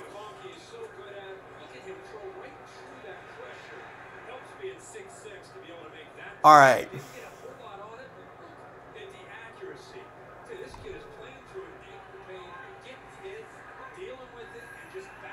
Yeah, they've gotten McConkey for a couple of explosives in this one. Fake. They get it to McConkey again. Looking to make a move on P.J. Locke, and he has stood up right before the line to gain by Locke and Brandon Jones. That's going to set up a third down. Or are they going to give him... That's a bad spot. Hey, that's a bad spot. Review that. That's a terrible spot. He did not get the first down. Thank you. It looks like they are. That was a terrible spot. Yeah, that was not a good spot. He was very clearly a yard short. It was a great job by Brandon Jones and P.J. Locke. They kept him very clearly a yard short. Come on, this should be an expedited review. This shouldn't take long.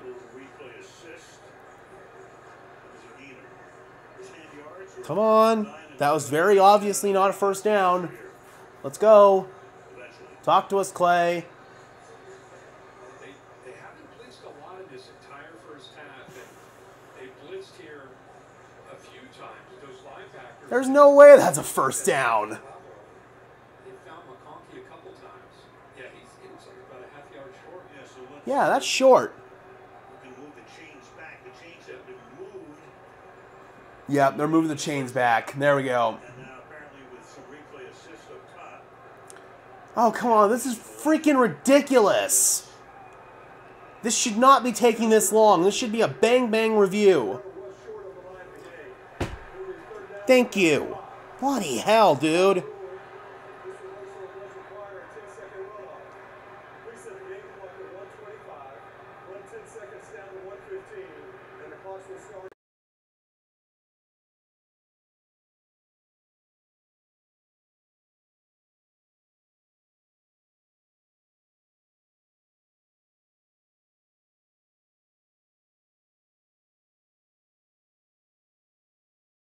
Start on the ref signal. So that makes it third down and Gage's. Gus Edwards, by the way. There's the whistle. Clock starts. Third down and inches. Herbert under center. He sneaks it, and he's got it. First down Chargers. Let's see if Jim Harbaugh wants to call a timeout. He does not. It's taking a little while to get off the pile here. I'm surprised Harbaugh's not popping a timeout. I'm also kind of surprised Sean Payton's not calling a timeout. Herbert throwing. And it's intercepted! Chris Abrams-Drain undercuts it! Chris Abrams-Drain looking for a block from Surtain, and he is out of bounds! Let's go! Yeah! That was the stop that we needed, Broncos country. Let's go! Woo! Chris Abrams-Drain with a massive, big-time pick. Broncos showing quarters coverage pre-snap. That's exactly what they're playing. And they're trying to hit the post, but Abrams-Drain undercuts it. He read it like a book. Herbert knows that generally you've got the post route against quarters coverage, but Abrams-Drain also knew that the post route is vulnerable against quarters coverage. Let's go! Big time play Big time play, man. Let's go. Man, we're used to seeing number 31 here in Denver make those kind of plays. That did look almost Justin Simmons-esque. 1st and 10, and now Denver can start thinking about trying to get some points here. And I don't like that. Screen for a loss of 3 yards. Timeout, Sean. Timeout. Clock's ticking. I think Denver is just content to take this to halftime. You just stop the Chargers from getting points. You get the ball coming out of the half. I think they're content to take this. 17 seconds. They're going to try to get a play over the middle and incomplete. Inaccurate throw. Javonte Williams. Dude, that was such a great play by Chris Abrams-Drain. It is great to know that the Broncos have depth in the secondary. 3rd down and 13 now with 13 seconds left. See how Jim Harbaugh wants to play this here. He wants to try to call a timeout, or they're just going to let Denver run this and take it to halftime. Javonte. Nowhere to go. And Jim Harbaugh is going to make him punt it. Maybe he can get a big return out of it. That's smart ball by Jim Harbaugh. So, Riley Dixon's going to have to punt this ball. Honestly, I'd just kick it out of bounds here. Don't even risk a return. Just kick it out of bounds. Yeah, that's a smart job by Harbaugh. Make him punt it.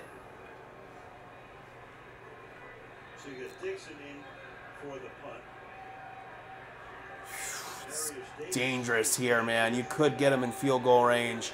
5, 4, 3, 2. Oh, it touched it. Uh-oh, this might be fair catch interference on Denver. This might be fair catch interference on Denver, and that might put the Chargers borderline on field goal range. Dicker, the kicker's got a big leg. And that might have been kick catch interference on Denver.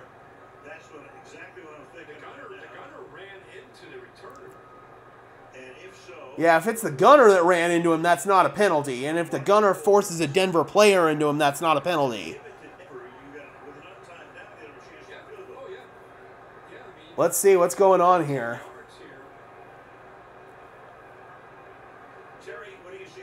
Oh, that's close. Fuck. Ugh, crap.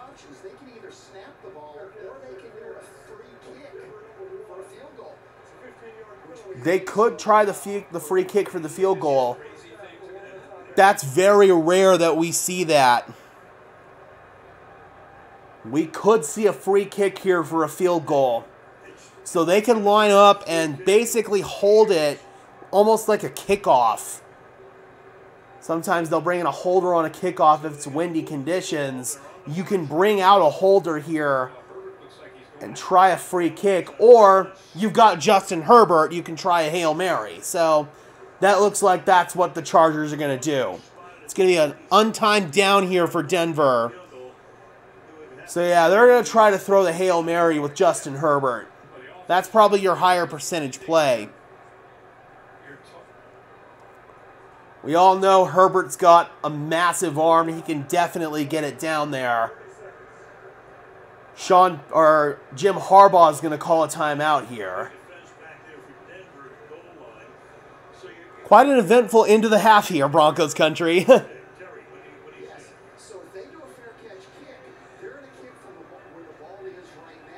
Let's see, are they going to free kick this?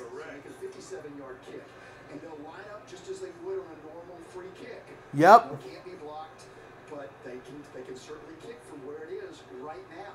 And it's well within Cameron Dicker's range. Somebody better tap him on his shoulder. I think he's getting that explanation right now. Yep.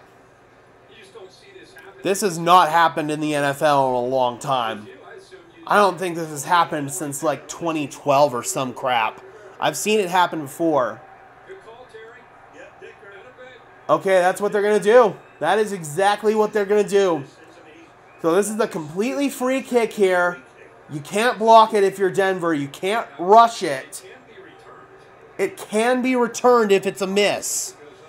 So Denver can return this, and they can return it for a touchdown if it's missed. So this is going to be, I believe, a 57-yard kick. Again, it's very makeable. He's going to run up on it almost like it's a kickoff. And now Sean Payton is going to call a timeout here. Make sure that all of his guys are on the same page. They know what to do. Again, this is a situation that comes up extremely rarely in the NFL. Dicker runs off the field now. So let's see if he just wants to get another practice kick in.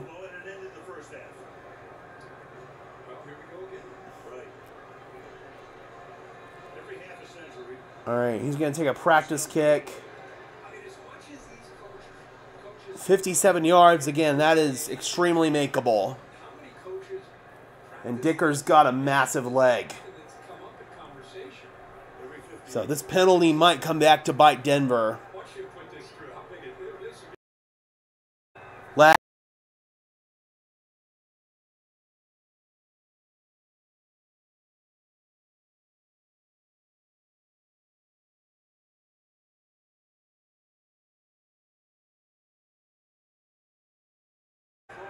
57 yards. And the kick is good. Cameron Dicker is good. There we go. So, a successful free kick. That has not happened in the NFL in a long time. A kick like that. So now the game is at 21-13. It's back down to a one-score game. Yep. That's what happens, man. That was a terrible, costly penalty right there from the Broncos. So, now the lead is cut, 21-13. Well, it's a fair catch free kick situation. We practice it. He's got the leg, and so I think the penalty would have been raised. Yep. It did. All right, Broncos country. So that is the end of the first half with the Denver Broncos still holding a 21-13 lead, and they get the ball back to start the second half. They are in good shape. They are in good shape. Even with that kick, they are still in good shape. Sean Payton, all smiles, walking back to the locker room. All right, guys, we are going to the halftime intermission with the score at 21-13. Before we do go to halftime intermission, if you could just do me a big favor and smash the like button on this stream as well as subscribe to the channel. I'm your host, Gage Madrid. We'll be back.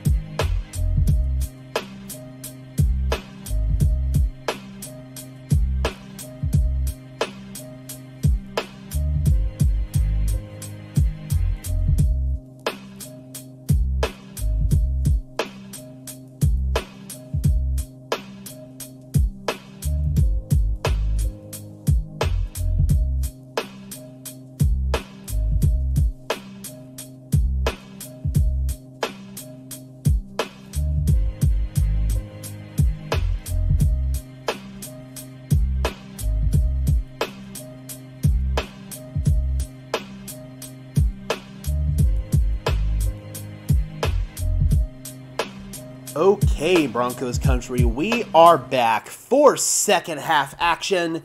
Your Denver Broncos currently lead the Los Angeles Chargers 21-13 as we enter the second half. Just a reminder, what's at stake for this game for the Denver Broncos? If they win, they are in the playoffs for the first time since the 2015 season.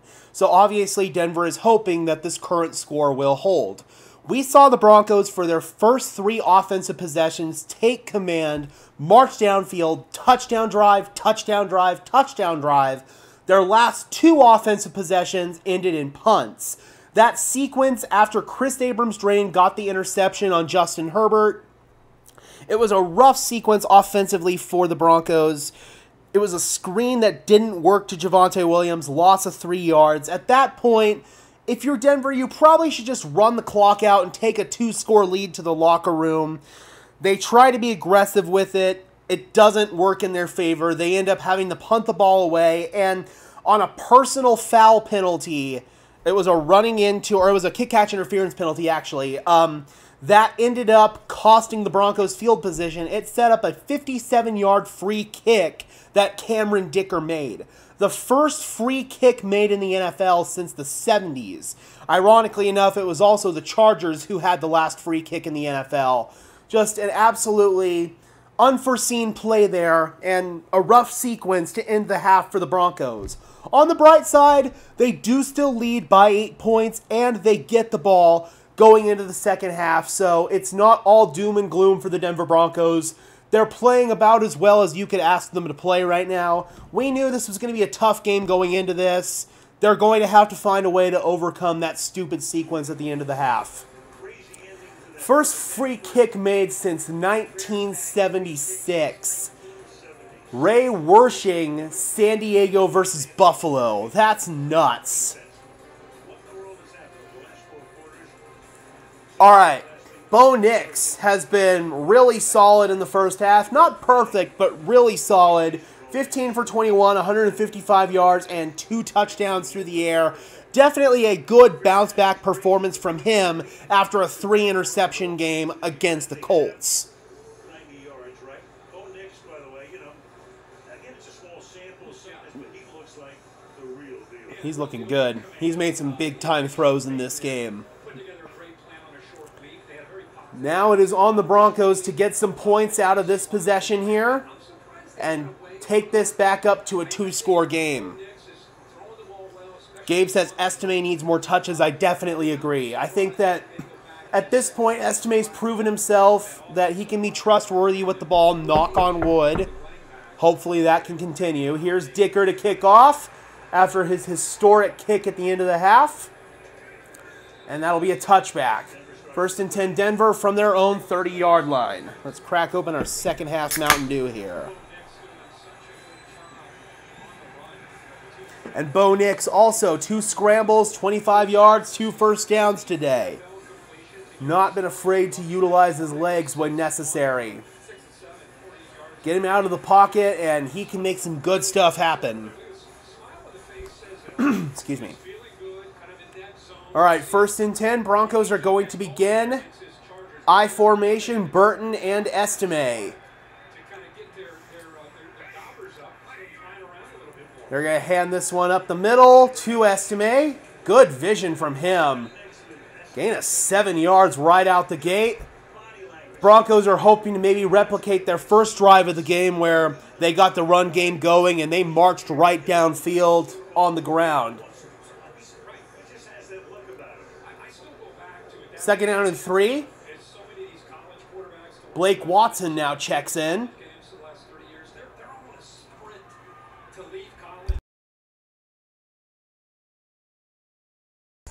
Excuse me. Second down from the 37-yard line. Mims in motion. Up the gut is Blake Watson for a gain of 2. Third down and 1.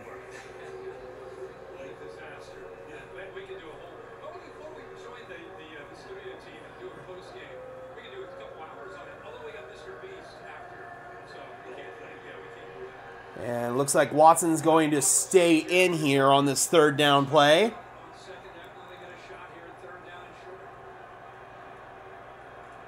This is the favorable down and distances that you want to be in. Actually, now we've got Marvin Mims in the backfield on this third down play.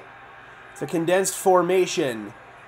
Bo fires, caught, first down and more. There's Troy Franklin into Chargers territory all the way down to the 43-yard line. Nice job on that shake and bake move right there from Franklin. And a good start here to the half for the Broncos. Franklin just sits down in the void in the zone coverage. Bo finds him. Utilizes his eyes there to manipulate the defense. Good stuff from Bo and Franklin on that one. Broke out the vape pen for halftime. Nice. Oh no, Mims put it on the carpet. He recovers his own fumble. Just go down. Go down. The play's dead. Bloody hell. He gets close to the line of scrimmage there. So a botched toss play.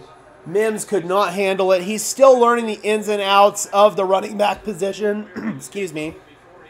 That bong rip catching back up with me. He's still learning the ins and outs of the position. Can't quite hold on to that. He's looking upfield before he secures it. You got to make sure that you secure the catch first. Loss of 2 on the play. Second down and 12 from the Charger 45. Toss it up the gut. Oh no, it's a flea flicker. Nix. It doesn't look like it's there. He's just going to check it down to Troutman. Good awareness play there. It wasn't downfield, so Nix just finds his check down to Troutman, setting up a third down here for the Broncos.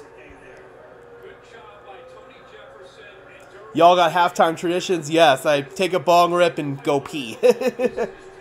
Sean Payton's halftime tradition is he eats a banana and goes pee. Chop down there at the 41-yard line, so it's going to be third down and 7. Field goal here will put you ahead by 2 scores, so just try to get into range here for Lutz, worst case scenario. Can't take a sack. Nix throws, caught, and Nate Atkins, he cannot make a move. That's going to set up most likely a long field goal try here for Will Lutz. Nope. Sean's looking down at his play sheet. He's going for it. At least lining up to go for it. Maybe try to draw him off sides. See if maybe we see a hard count here from Bo. It's 4th down and 2. I think he's going to go for it. You can't take a delay a game, and ideally you don't want to take a timeout. He's going for this. This is dangerous. They have to go. 5, 4, 3.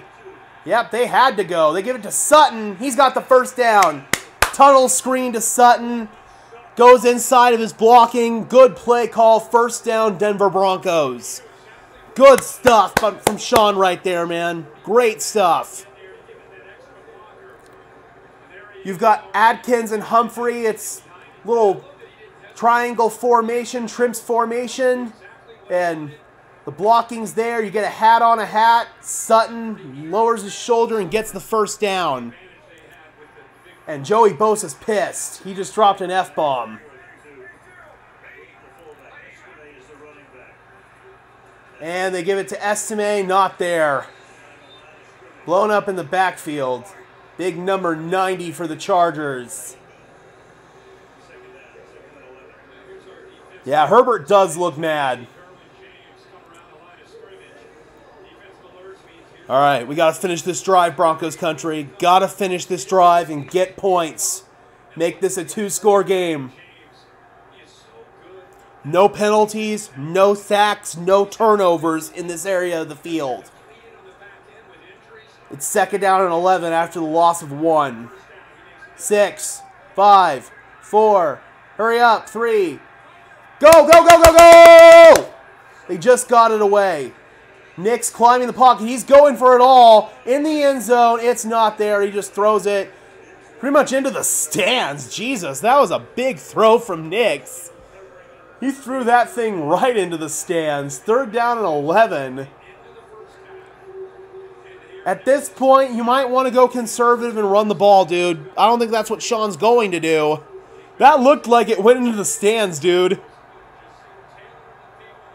Again, cannot take a sack. No holding penalties. No negative plays here. You're in field goal range, and that will make it a 2-score game. They shift Mims out. They go with a screen to Mims. Good play call. It's going to be short of the line to gain, about 3 yards. I'd kick the field goal here. I would kick the field goal here.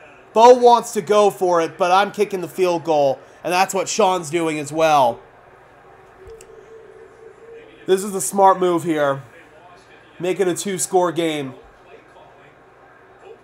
So here comes Will Lutz.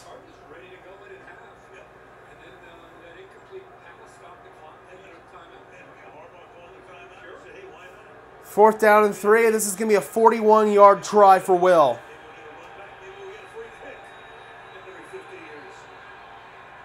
Money. Money in the bank, Will Lutz. And that makes it a 9-point game. 24-13. 8.5 minutes left to play in the 3rd quarter. There we go, baby. Money in the bank. Good drive. Good drive. Coming out of halftime, you get points. Awesome. Now let's get a stop. Good drive right there from the Broncos.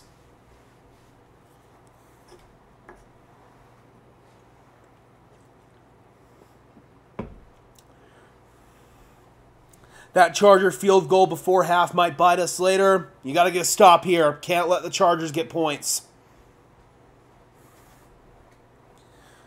Turnover would be nice. Even a punt, that'll work. Just got to get off the field here defensively.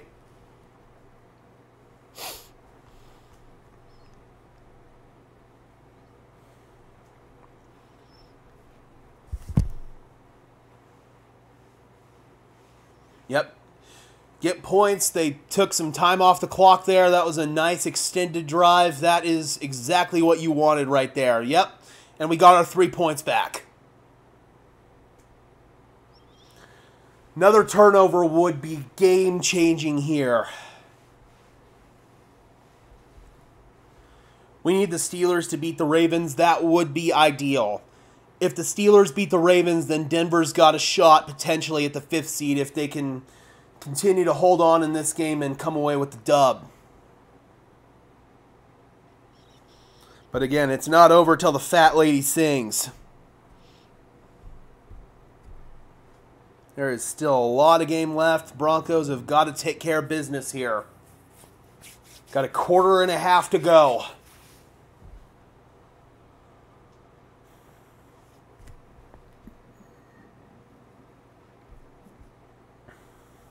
Who's guarding McConkey? It actually looks like they're playing zone and they're just letting Jaquan take care of him when he's in the slot. When he's outside, they will put Surtain on him, but I've mostly seen Surtain on Josh Palmer. That CAD pick was huge, vital, sick, absolutely. Oh boy, man. I'm not going to be relaxed until this game is over and the Denver Broncos have officially punched their ticket to the playoffs.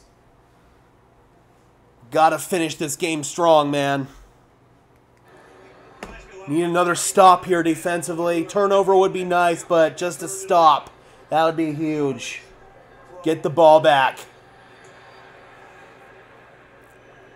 Kickoff from Lutz. And that'll bounce, and it's fielded into the end zone for the touchback. So again, reminder of the playoff stakes. Denver, they win, they're in. 86% chance at the playoffs with a loss. Chargers, 97% chance if they win. 74% chance with a loss. What do you always say, Maverick? 1st and 10 for LA from the 31. Boot, Herbert, throw, caught, McConkey. Forced out of bounds there by Chris Abrams-Drain, gain of 5. Herbert wants a flag for a hit to the helmet. He's not going to get it.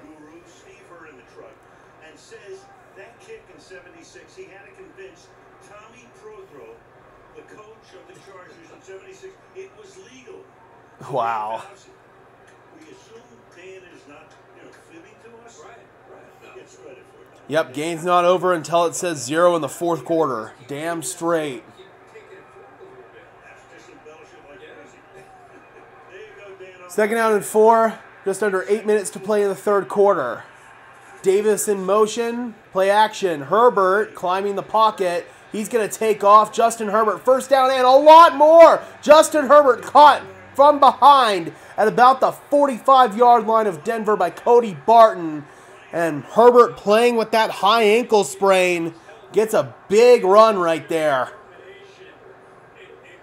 Denver was, I believe, playing man coverage, and a hole was wide open there for Herbert. A missed tackle from the Broncos. Big tackle to catch him from behind right there by Cody Barton, or else that could have maybe gone for an even bigger gain.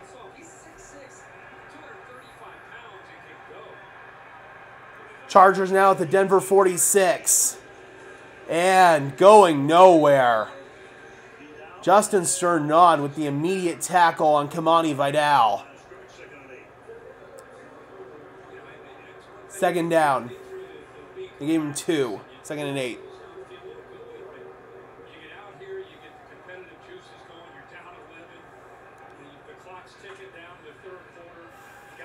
Got to focus on rallying and tackling, man. Your fundamentals and your technique. Just like the chat's saying, don't try to strip the ball.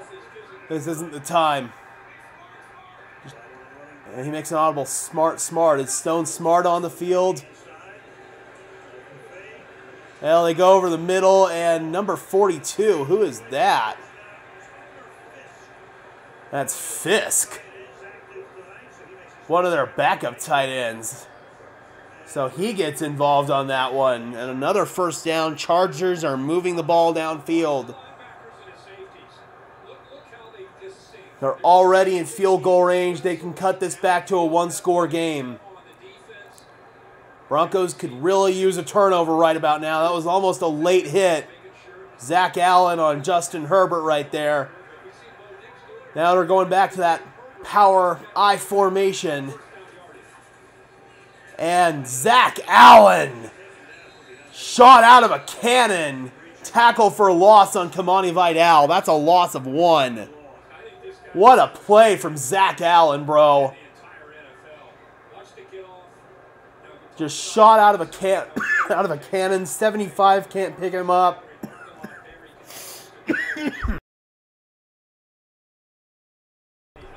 They're going to say that Vidal made it back to the line of scrimmage. Second down and 10.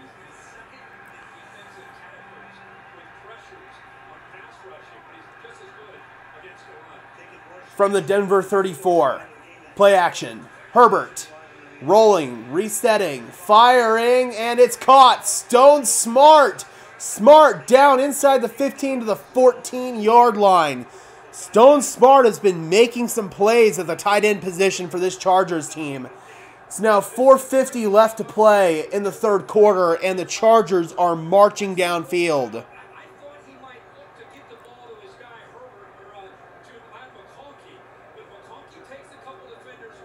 Yeah, that just clears Stone Smart wide open. Everybody was trying to account for McConkey on that one. Play action again. Herbert goes down. Big sack, Dondre Tillman. Unblocked off the edge, and Tillman brings down Justin Herbert. Yeah, I got something to drink right here. That bong rip I had at halftime came back to haunt me.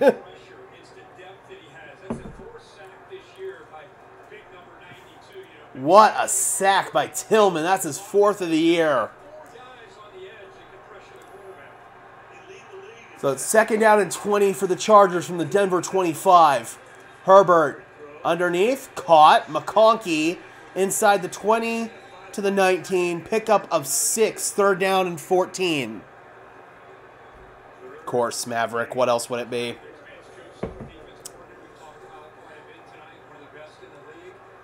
Third down and 13.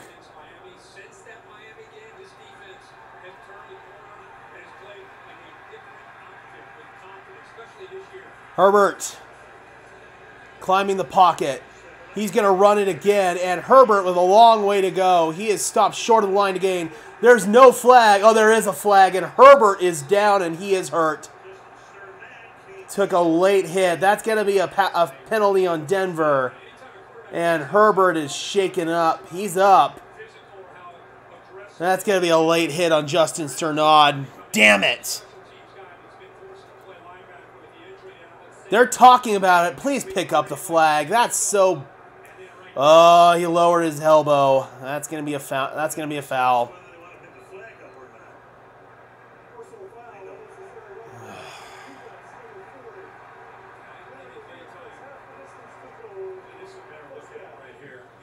Yeah, it's late. It's late, and he uses his elbow to make contact. That's going to get called every time. It's a penalty. Damn it. First down and goal. That was going to get him off the field. Now you got to get a stop here deep in the red zone. Edwards untouched. Touchdown. And that penalty comes back to bite the Broncos. That is now 2 separate penalties that have directly led to Chargers points. Terrible. And they're going to go for 2, make this a 3-point game. All right, let's see if we can get a little bit of a consolation prize and keep him out of the 2-point conversion. Crap, dude. Nick Bonito over pursues, and he's trailing at the end of it. All right, let's see what they dial up here. What does Greg Roman have up his sleeve?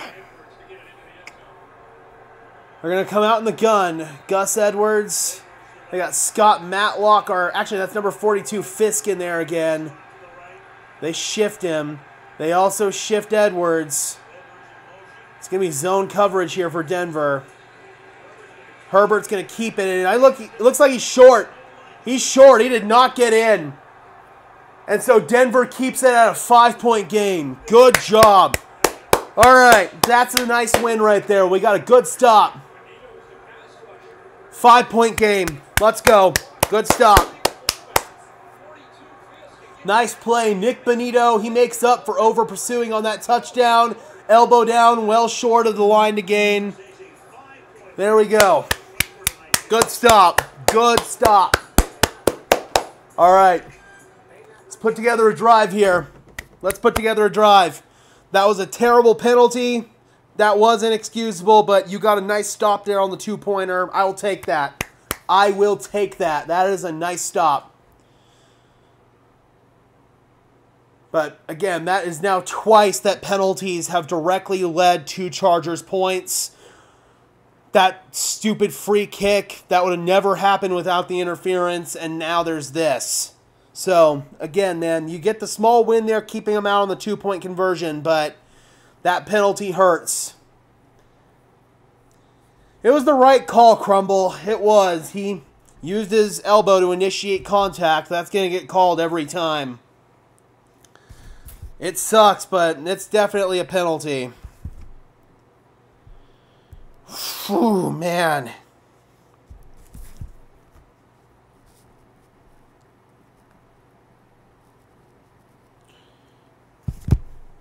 One of the guys in the Syndicate group chat just said that this feels like a playoff game, and it basically is a playoff game. Denver Broncos win, they're in.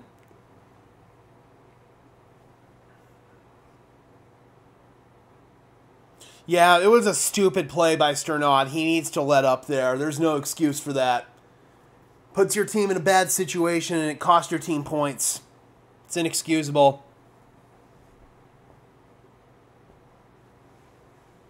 Yep, just like Gabe says, you can't lose discipline like that. You got to keep your composure in that situation. You've got to do whatever you can to pull up, because you know that those refs are flag happy. If they see any reason at all to throw the flag, they're going to throw it.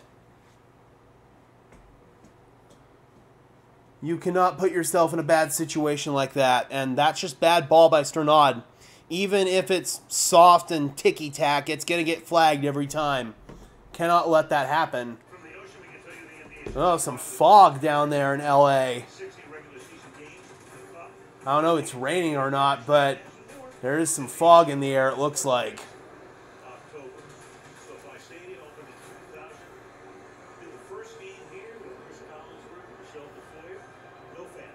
I have not seen Sanders in there defensively, but I'll have to pay closer attention.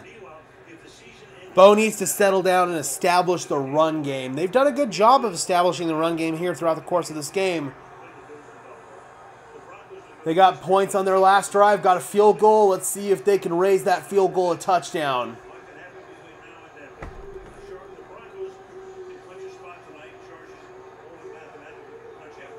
Estime is more of an inside runner than an outside runner, Rodney. If you're going to go to the outside, that's more of Blake Watson and Marvin Mims. Okay, first down and 10 for Denver from the 30. And they start, no, man, going nowhere. Looked like Powers got put down on the ground. Blake Watson with a loss. Yeah, looks like Herbert dealing with a little something on his elbow. Just looks like he's getting a cut tended to. Nothing serious.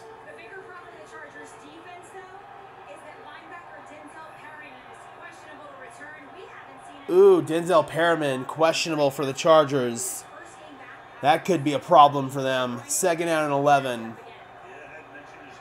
He's a tackling machine. Nix swings it to Williams. Gets to the line of scrimmage. Spins forward, makes a little something out of it. Gains 3. Still going to be third down and long. His burst has just never been there since the injury, Robert. Third down and 8. This is a big possession here for Denver. It's a one-score game, and the Chargers are starting to make some noise.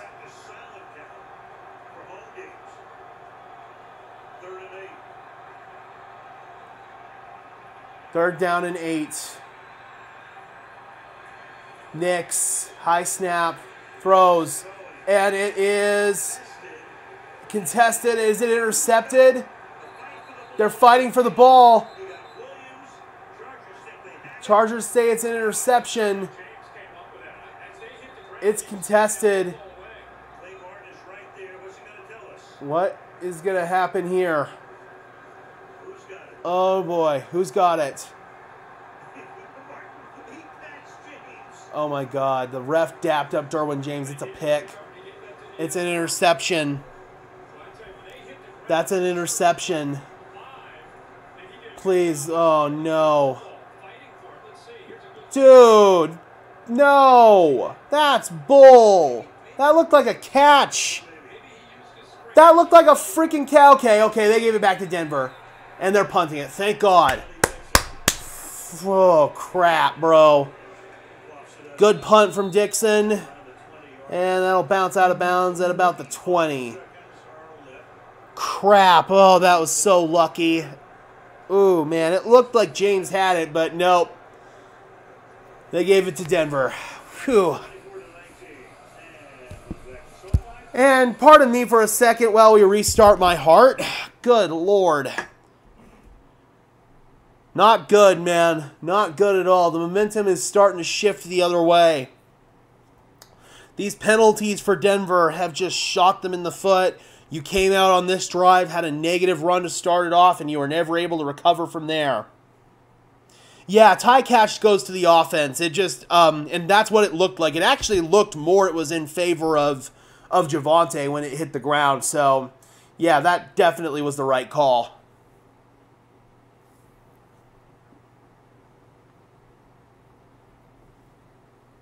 Oh, boy, this does feel like a playoff game, dude. My nerves are at an all-time high right now. The Broncos would not be in this position if it weren't for stupid penalties. That freaking catch interference and then the personal foul on Justin Strnad. They've handed multiple points to the Chargers. Literally, they've handed 7 points to them. This should be like a 24-12 ball game, but they've handed 7 points to them.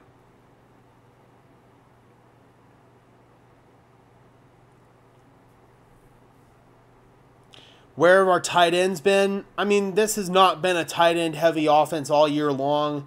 They just don't think they've got a true tight end one on this roster. We've seen Troutman, Atkins, Kroll get involved in spurts, but it's nothing that they can consistently rely on.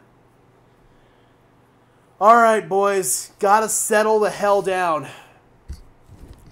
Big, big stop coming up here. You've got to get off the field.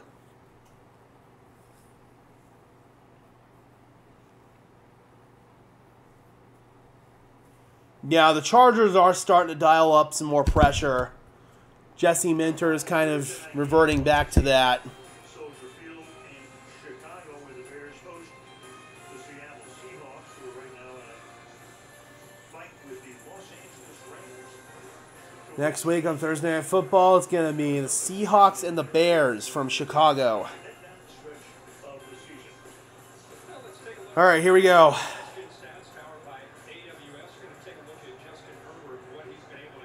Herbert on play action, 10 for 10, 126 yards entering this drive.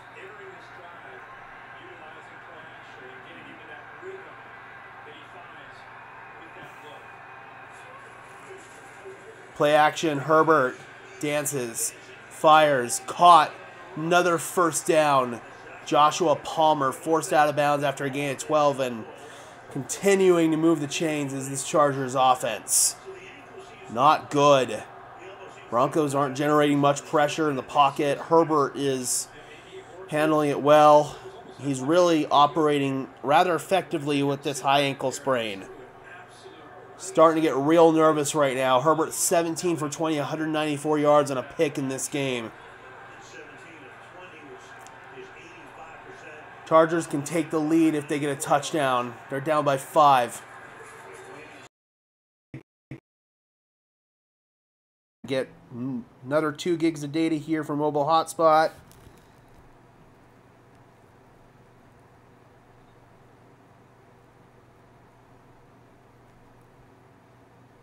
Yep.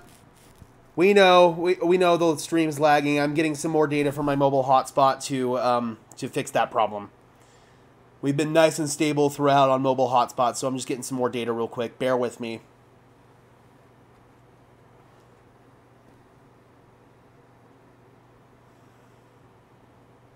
We are in commercial break anyway, so that was a good time for that to happen.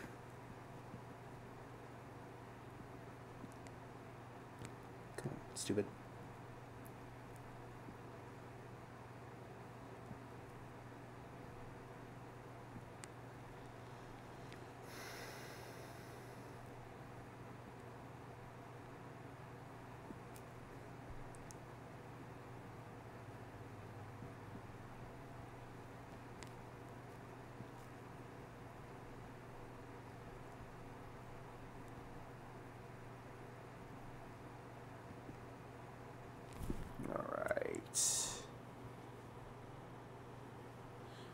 Robert, thank you for the $2, man. Getting scary here. Needs something explosive on offense. Absolutely. It's getting way too close for comfort.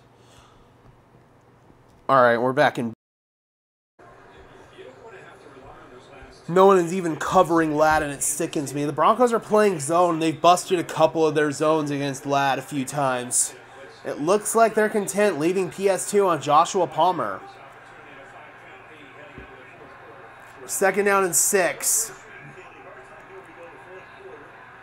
From their own 38-yard line. First play of the 4th quarter. Play fake. Herbert. That's a face mask. That's a face mask on Denver. Jonathan Cooper. Clear as day. And another back-breaking freaking penalty for the Broncos, dude. Shooting themselves in the foot. That looked like a face mask. Oh no, horse collar. Oh boy. Still amounts to the same though. 15.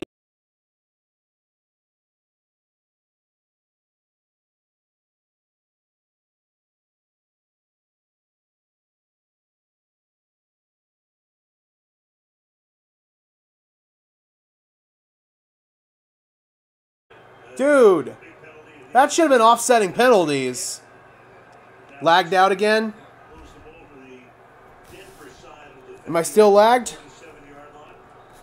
Let me know, guys, because I just bought more data. I shouldn't be lagged out. Denver tonight, only one accepted against the Chargers. Good now, back. Fantastic.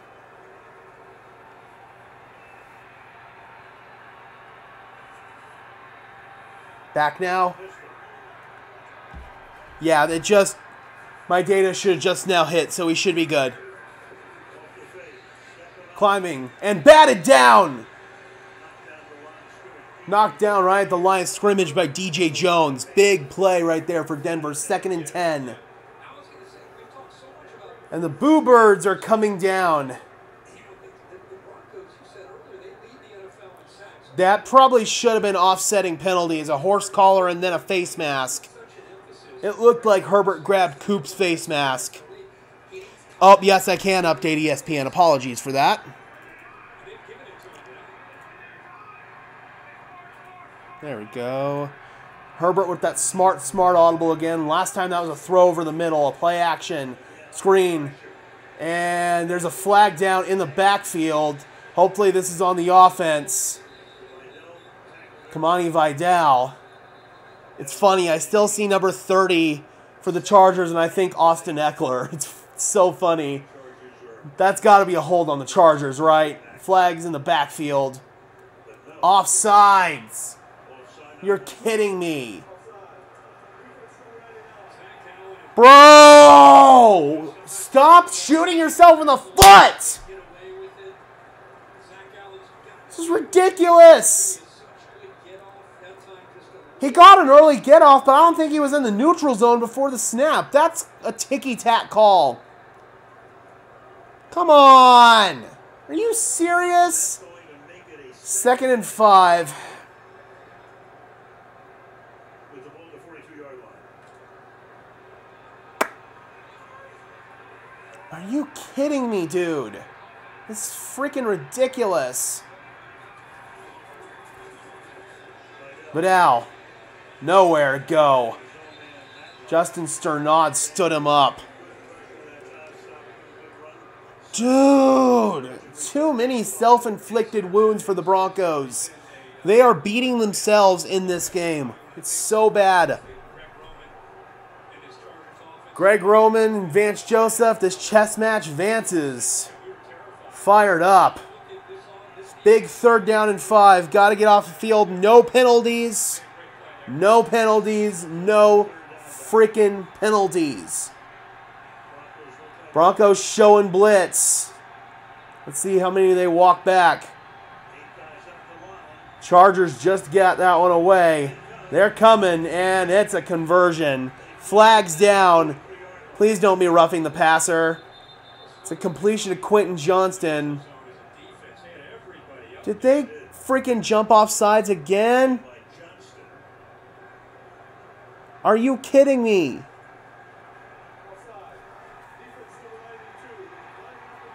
Are you kidding me? Dude, the Broncos are going to lose this game because of penalties. What the actual hell, dude? They are giving them points. They are handing the Chargers points. This is ridiculous. This is so ridiculous. What the f... Oh my god, dude. Play action. Herbert, another catch. McConkey, 1st down and more. Lad McConkey down inside the freaking 20. Look at this. Look at this. You're kidding me.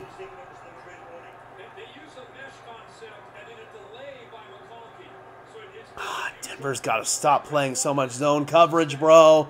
They're getting picked apart. We need a turnover. Desperately need a turnover. Ah!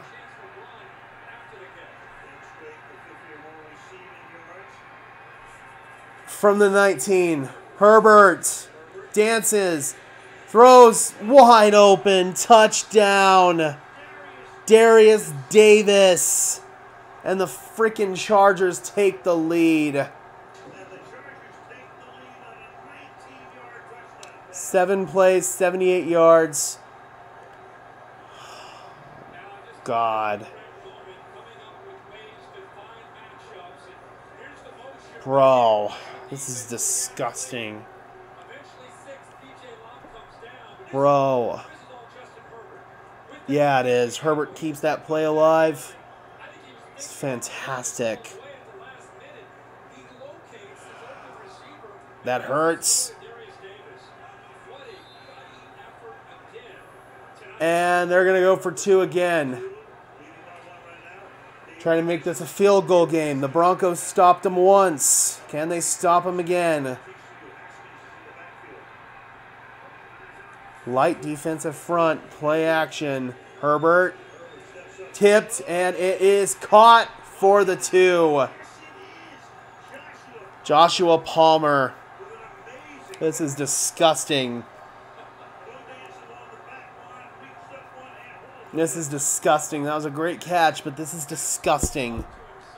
The Broncos have let the Chargers back in this game. All the momentum Denver had is gone. It's gone. It's gone.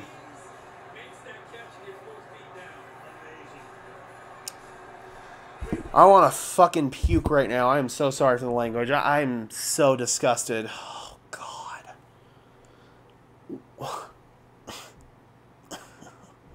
I'm speechless. This team, just too many penalties. They shoot themselves in the foot so many times. And they have handed the Chargers so many points.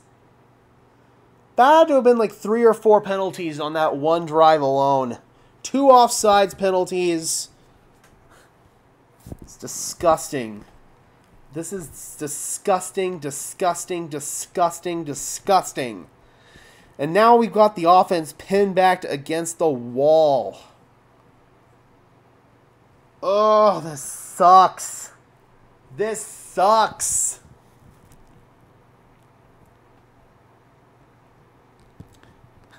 Normally it's the Chargers who have collapses like this. They're reverse chargering, bro. They're reverse chargering.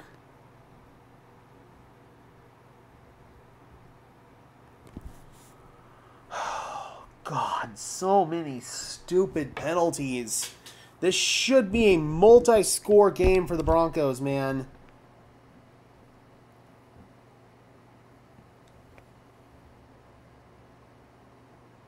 I'm not throwing in the towel on the season yet. If you do, then that's ridiculous.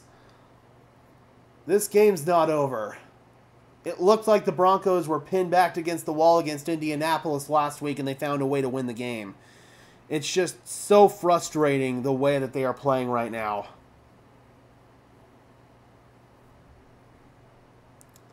This isn't on Vance Joseph at all. This is just a freaking lack of discipline, man.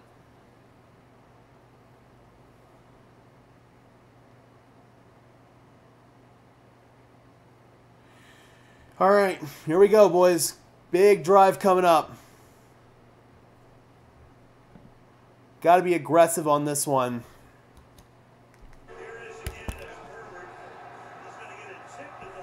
That's insane. Got tipped and caught.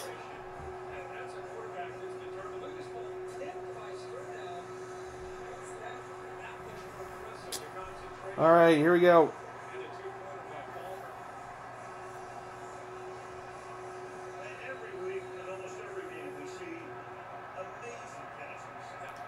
Broncos in danger of being swept by the Chargers for the first time since 2010.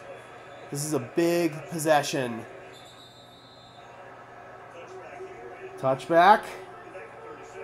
And a 30-second timeout. Here comes Bo Nix.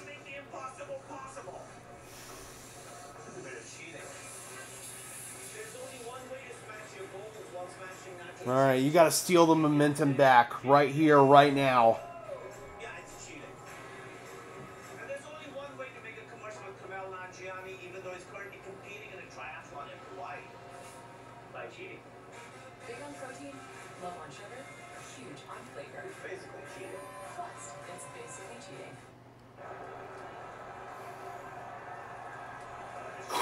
Here we go, boys. 23 left in the fourth. Chargers on top, 27-24. Denver trying to clinch a playoff spot. All right, Nick's in the gun. Audric Estime in the backfield. 7% probability of victory. Drive starting from the 30-yard line. Run. Up the gut. Estime. Gain of 5 after a spin. 2nd and 5. Come on, boys. Gotta take this momentum back. Gotta take this momentum back.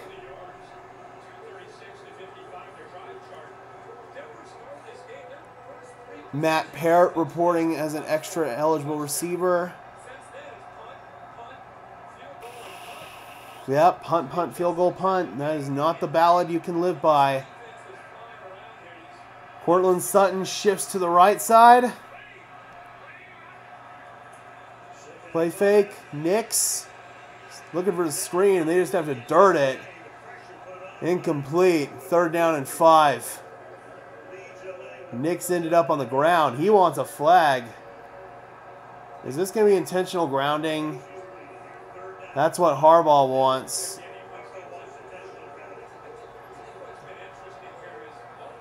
And they're not going to give it to him. 3rd down and 5. Cannot afford a 3 and out here. Cannot do it. Bloody hell, man.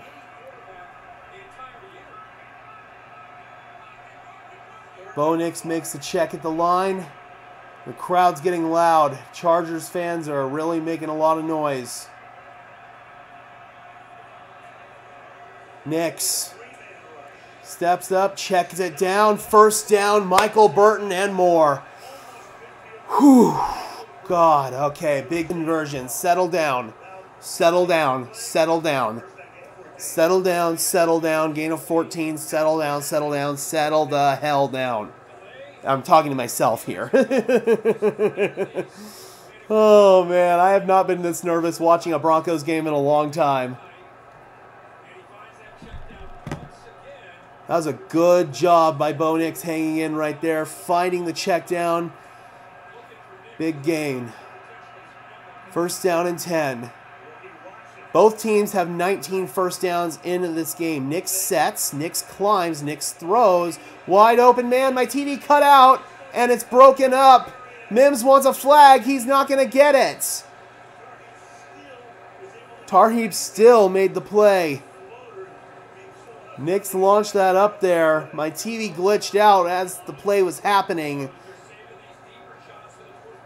Tried to hit double move to Mims. Oh, underthrown ball. Not a good ball at all from Nix right there.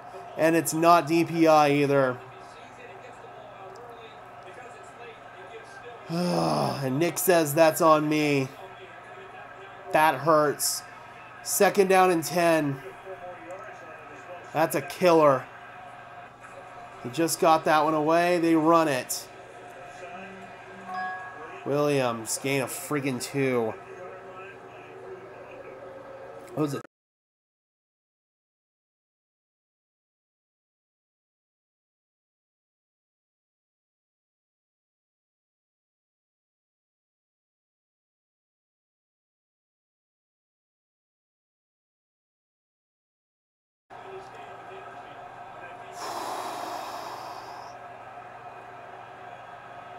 Third down and 8 from the midfield stripe.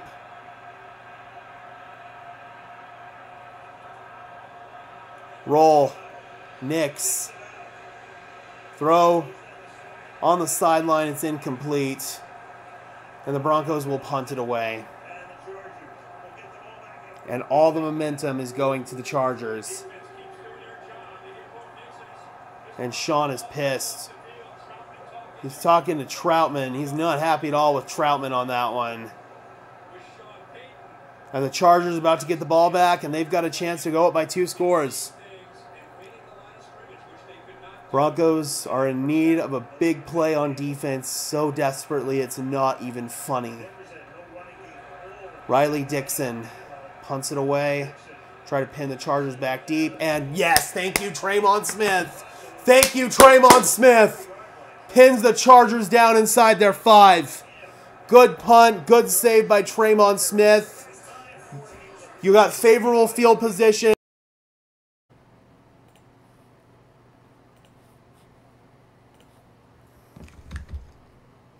All right, you've got the Chargers pinned back here. You might want to start thinking about dialing up some pressure.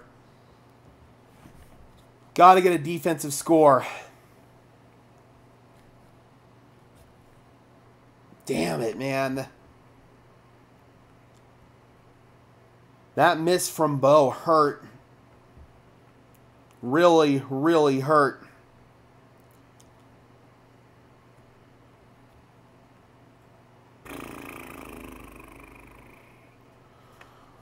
Oh, man, dude. You've got to take the momentum back. You've got to bring pressure.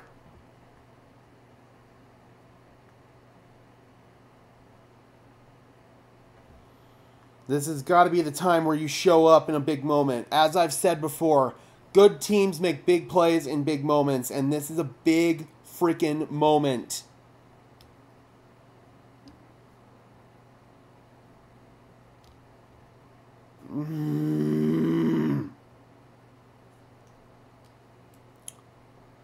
So frustrating, man. This has been a tale of two halves. That freaking penalty at the end of the half, it looks like it might come back to bite Denver. Oh my God. And all the flags are going to Denver, man. They are not seeing anything on the freaking Chargers. All these freaking Denver penalties. God. That should have been offsetting there with Herbert grabbing Cooper's face mask. 9:48 left to play, and the Broncos are down by 3.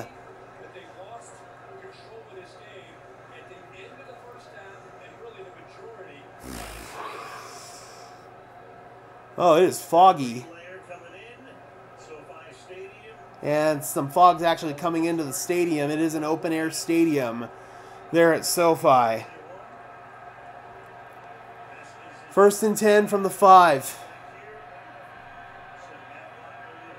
Shift Matlock to the right. Herbert checks at the line. Play fake. Herbert from his end zone. Herbert throws, and that is incomplete. A hold in the end zone would be nice here. 2nd out and 10.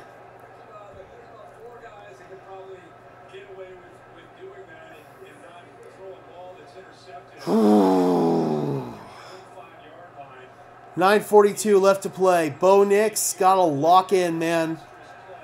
We need you to come through in a big moment, but first defense has to come through. Herbert outside. Pass is caught by Quentin Johnston, and a nice wrap up there by Chris Abrams-Drain at the 10-yard line, setting up 3rd down. 3rd and 4.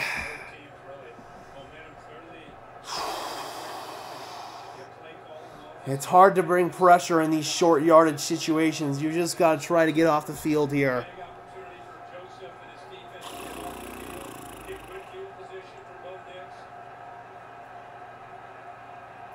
Nine minutes left to play.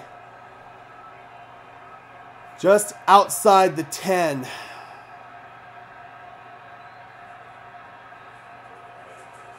Herbert caught. 1st down. Hayden Hurst, the tight end. Soft zone coverage. Hurst just sat down. That was too easy. That was an easy pitch and catch. It was disgusting. You've got to squeeze on that. It's ridiculous, man. New set of downs for the Chargers.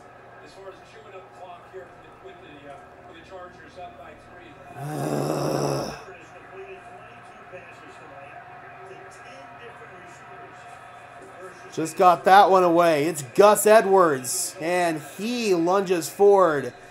Initially stopped in the backfield, but able to get positive yardage out of it. Gain of 2. Second down. Now you might want to think about bringing some pressure. 19 different players tonight. It's time for the most in a game this year with the two teams combined. And the Chargers have been a team that's really struggled in the fourth quarter. They started in the fourth quarter, and yet we This sucks. reverse tonight for both these teams. Second and 9. I formation again. Shift Fisk. Play action. Herbert. Batted down and incomplete. Jonathan Cooper. Big stop. Third down and 9. Herbert has had more passes knocked down and deflected in the last scrimmage than any other. And you would think now at 6'6", that would be a problem, but he changes that arm angle. That was a big play right there by Coop. Watch the adjustment by Zero Cooper. He goes up. Oh, I am nervous. Really almost anticipates. Oh, the defensive play calling has been up and down, honestly. This is going to be a big-time stop if they can get it. Third down and 9. 3rd and 9. Big third down. Drew Sanders up the gut, sacked! Let's go! Let's go! Big-time sack, and that's 4th down. Whew! I've got so much adrenaline running through me right now, it's ridiculous. Oh my God, what a 4th down sack, or 3rd down sack right there. Drew Sanders, 4th down. Whew, here comes the punt. Whoo, boy, man. The emotions are running high right now. 4th down, here's the punt. We got Dolphin Syndicate in the house, saying LFG. Oh, it was a big sack, and the Broncos get favorable field position. Time to take this momentum back. That was a big-time sack right there. Oh, my God. Oh, boy. The nerves are just running through right now, man. This is insane. Oh, gotta lock in, dude. Gotta lock in.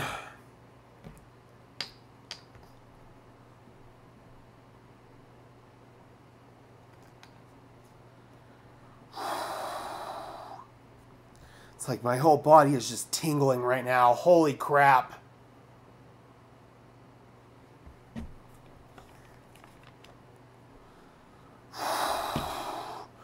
What happened to the run game? Chargers have been loading the box, man. They've been trying to take it away. Hopefully they can try to establish something here on this drive.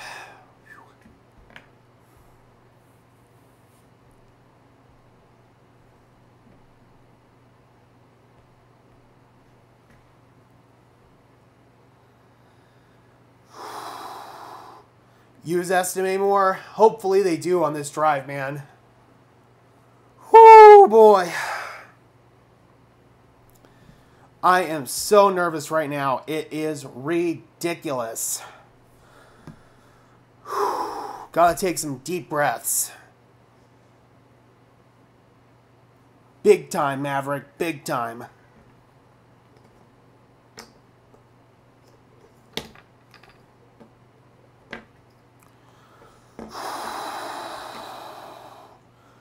I haven't been this filled with adrenaline in a long time for a football game.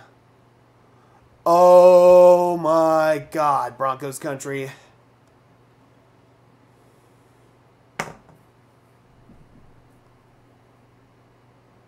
Oh yeah, my heart rate is through the roof right now.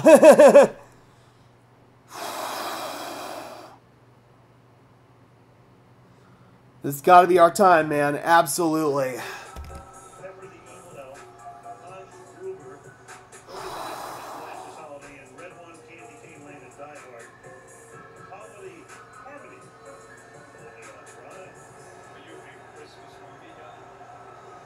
All right, cannot stall out here, man. Cannot do it. Big time possession. Broncos down by 3. That was such an awesome sack by Drew Sanders. First down and 10.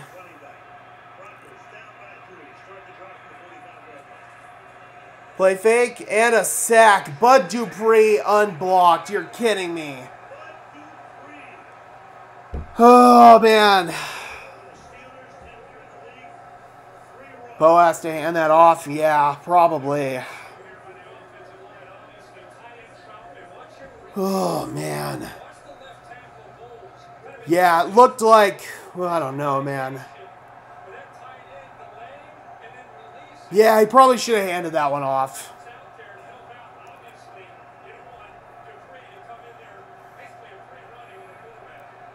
Second down and 20. 6 minutes left to play.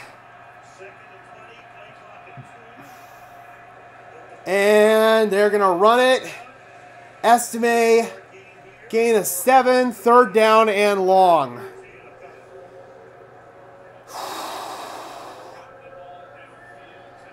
.542 left to play and counting.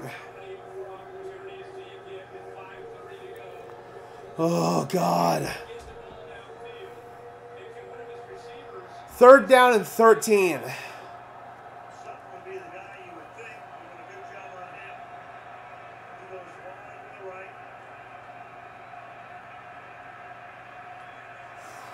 Five minutes left to play. Nix over the middle, caught, but a long way to go for Lucas Kroll. He gets to the 50-yard line, 3 and out. Broncos will punt. Oh, this sucks.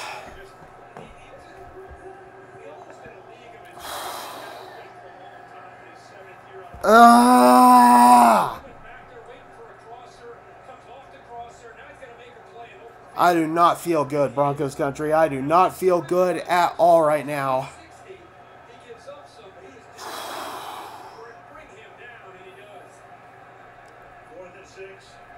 Fourth down. Here's Riley Dixon to punt.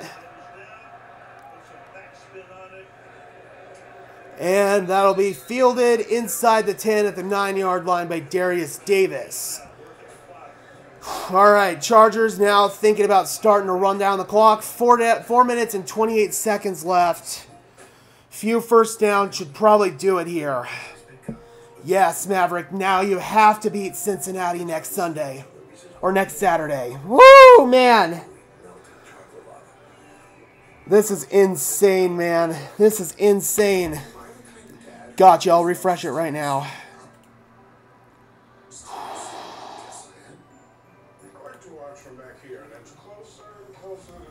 Oh my God, bro. I've got so much adrenaline running through me right now. It is ridiculous.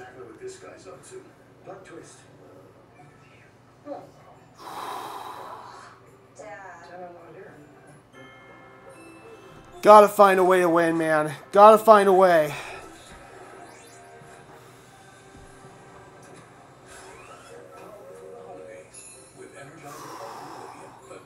I am literally shaking right now, Broncos country.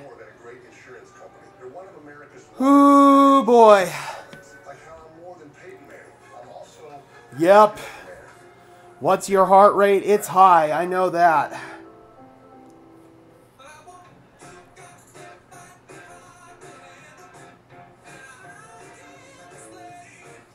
Yeah, I don't have the heart rate monitor on my phone, but I know it's high. Oh, God, Broncos country. I am so nervous right now. It is ridiculous. I hate Sean Payton's play calling. Invade the Moon says it's been up and down. It's definitely been inconsistent.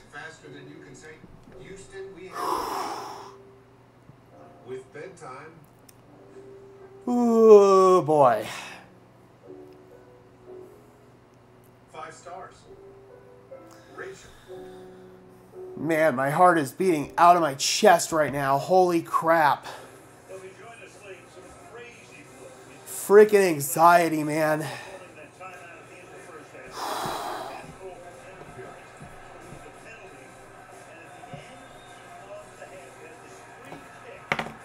Oh my God.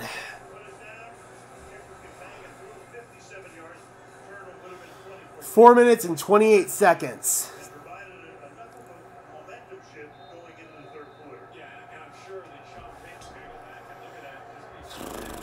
First down and 10 from the 10-yard line.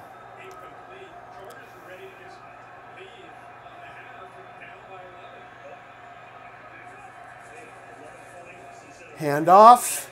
Edwards stopped right away.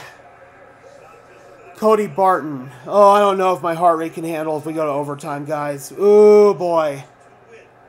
They have lost 11 straight games, 11 in a row, decided by 3 or fewer points. As they approach this 4-minute offense, not much of a run game. Ooh, boy. There is Spanos. Chargers owner Dean Spanos, owner and chairman of the board. Second down and 10. 3:50 left to play and counting. Herbert. Drop. Quentin Johnston. Big time drop. Third down and 10. Oh, God.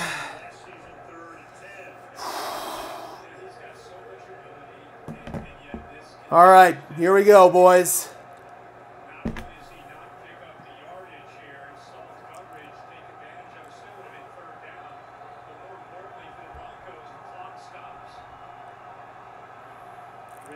Third down and 10, 3:43 left to play and counting. Broncos country is making noise. Just get it away. Herbert. Rolling. Throw. Looking for a run. He's going to get the first down. Justin Herbert. First down. And is there going to be a flag? No, no flag. Herbert a little shaken up after that. He took a big hit. But no flag, but a first down. On third down and 10, Herbert with a big run, man.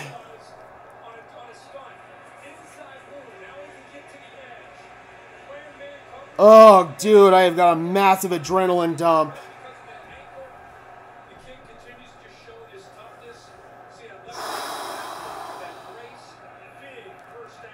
First and 10 from the 26. And oh no, first down and more. Gus Edwards looking for a big run. Gus Edwards, he's down to the 30. Ball's out, but it looked like he was down. He was down. Brandon Jones comes up with it, but he was down. Not a fumble. Damn it. 44-yard run, man. Shit. Ah!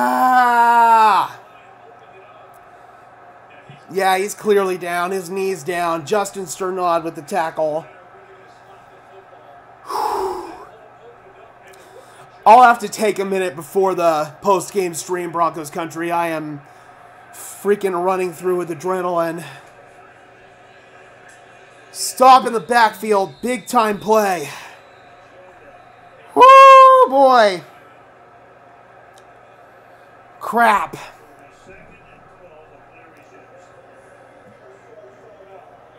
Second and 12. Sean Payton calls timeout.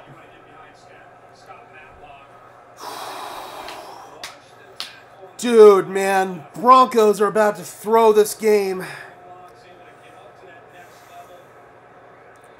What a massive run right there.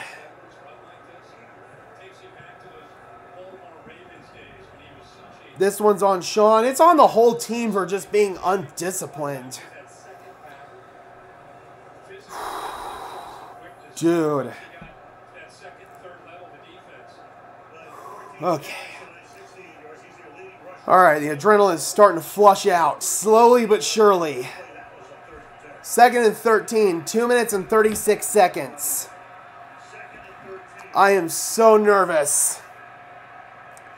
This game is not over. Herbert, shovel pass. Oh my God, you're kidding me. He's gone. Now it's over. Touchdown, Hassan Haskins. The Denver Broncos are going to get swept by the Los Angeles Chargers for the first time since 2010.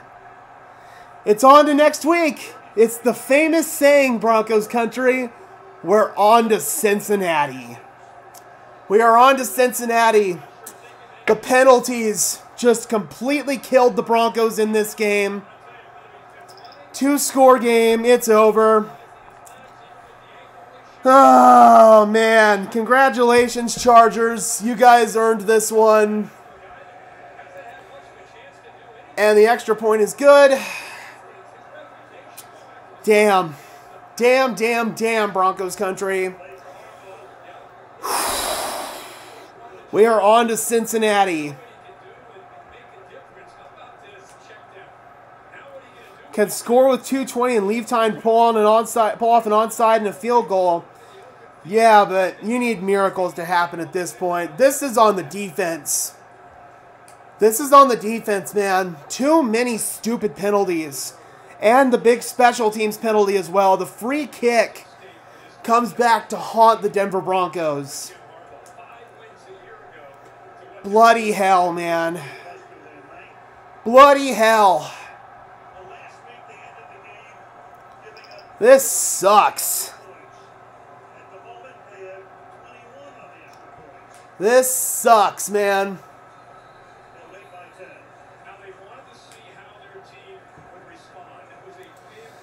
So now it's going to be hard for the Broncos to get the 6th seed. They're probably going to end up being the 7th seed if they can get in at all. Now getting in is not a guarantee. Here comes Bo Nix. Damn it. 21-13 to 34-24. That's disgusting. It's disgusting. It's disgusting. It's disgusting. The lack of discipline on this football team is ridiculous.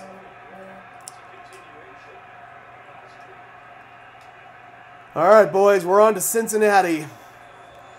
Nick's outside. Pass is caught. Sutton. Out of bounds. First down, stopping the clock. Gotta hurry up.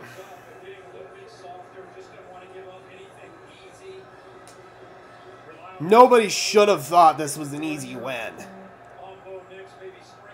God, man, they let this one get away from them. So frustrating.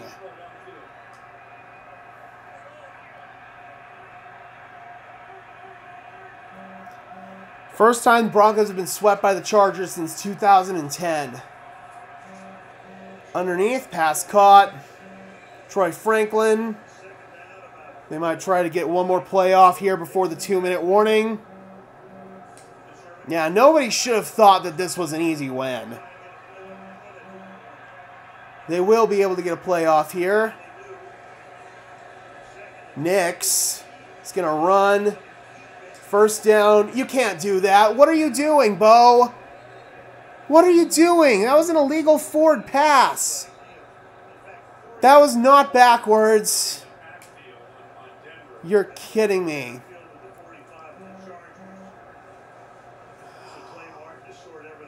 God. What was Bo doing there? That was a forward lateral.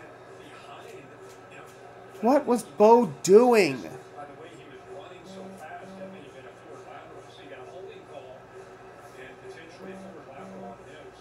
And there's going to be a holding call to boot. Yep, illegal forward pass. And that is it, Broncos country. Any last glimmer of hope is gone.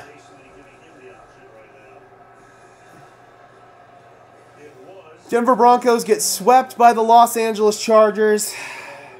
Yeah, Bo's definitely out of the Rookie of the Year conversation. There's no doubt about that. He was out last week. And that's easily a holding call on Garrett Bowles, working on Khalil Mack. Broncos now have 2 chances to get into the playoffs. They've got to win one of their 2 next games. We are on to Cincinnati, Broncos country. Yeah, that was a forward lateral all day.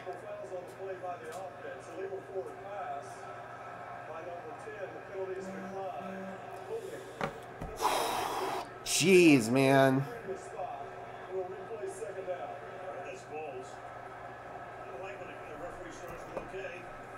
I understand Nix is trying to make a play, but he would have been better off just running it, man. 154 on the clock. And the Chargers And we are now at the 2-minute warning. Penalties, man. That's the overall theme. If you don't commit these stupid penalties, you win this game by multiple scores. We are on to Cincinnati. They can save hundreds on car insurance by checking Allstate first.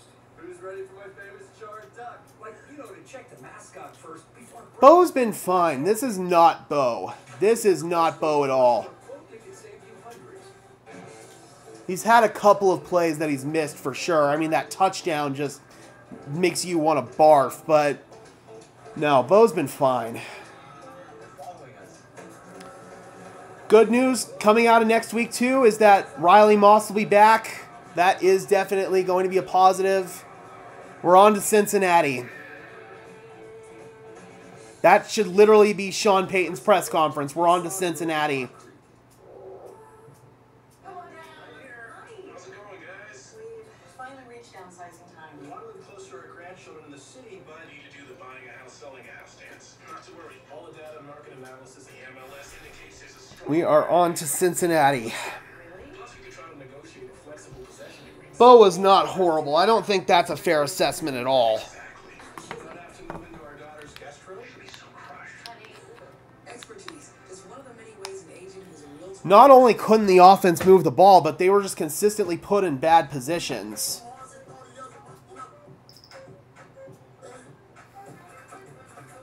This is not on Bo Nix.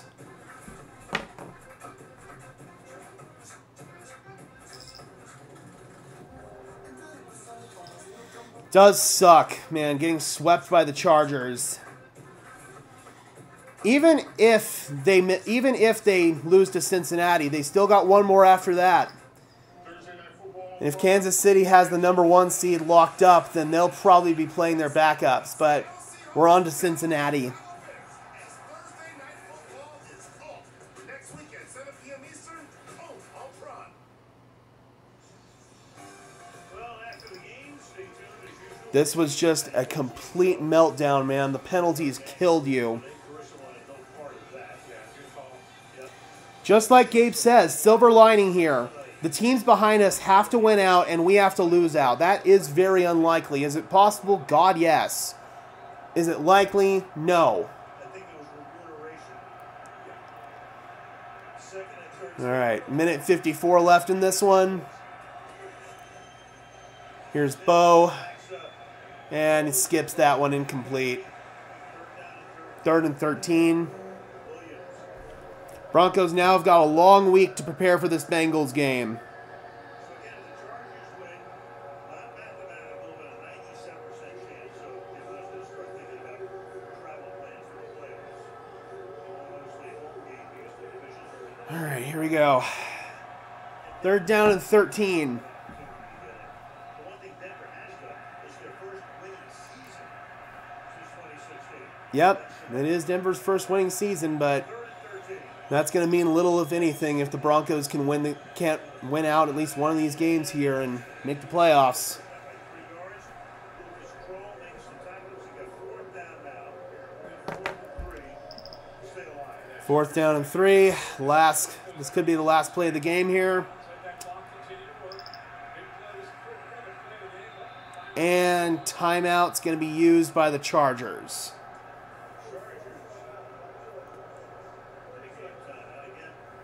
So what's at stake here? Does this feel like the Washington game last year? Yeah, it's got similar vibes, for sure. Almost feels like the Kansas City game from this year a little bit. You're on the road against a division opponent and come out to an early lead and you lose it. This feels a little bit more like that Kansas City game almost. Chargers have been to 1 Super Bowl and got This isn't on the refs. This is on the Broncos for committing penalties. It's that simple. and they won 49-26. Sometimes the simplest explanations are the right ones, and the Broncos just couldn't stay disciplined tonight. Spread. Anyway, All right, last gasp here for the Broncos. 4th down and 3. 4th and 3. Here we go. From the 48-yard line.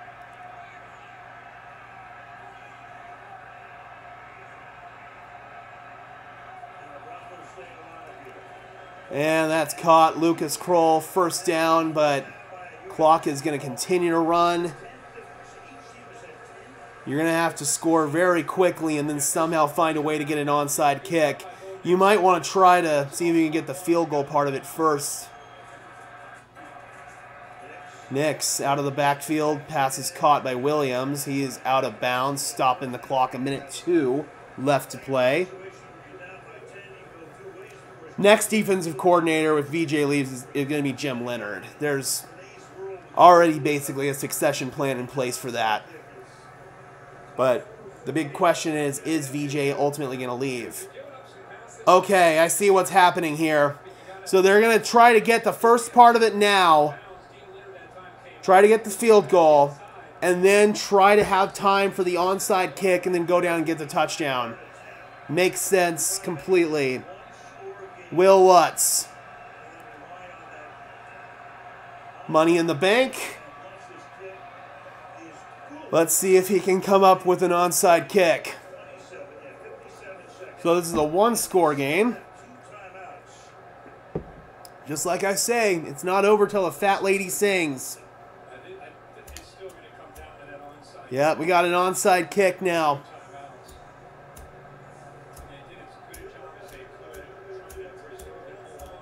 That is correct, David. There were no adjustments made at halftime, and the Chargers made all the adjustments. All right. Obviously, this is a less than 1% chance at making this. Or actually, a 7% chance. On the season, 3 out of 45 onside kicks have been recovered by the kicking team.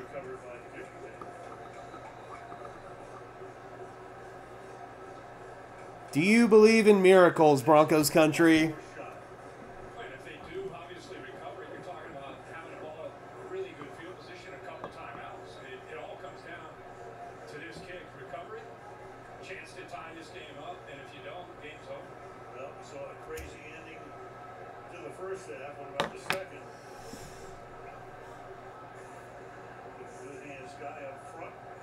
We got Lad McConkey in on the hands team. The 45-yard line.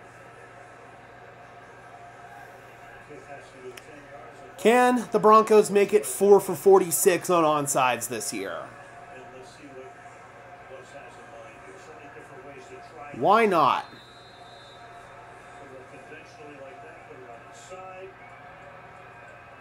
Then you go on the right side, go to the left. What's he going to do? You got to listen before you.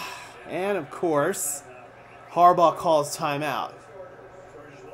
They wanted to see Denver's formation here, so if you're Denver, you should come out in a different formation. You were probably anticipating that timeout. Talking things over, Sean Payton as well as Ben Kotwika, the special teams coordinator. Well, Broncos swept the Chargers last year, and looks like they're going to get swept by them this year.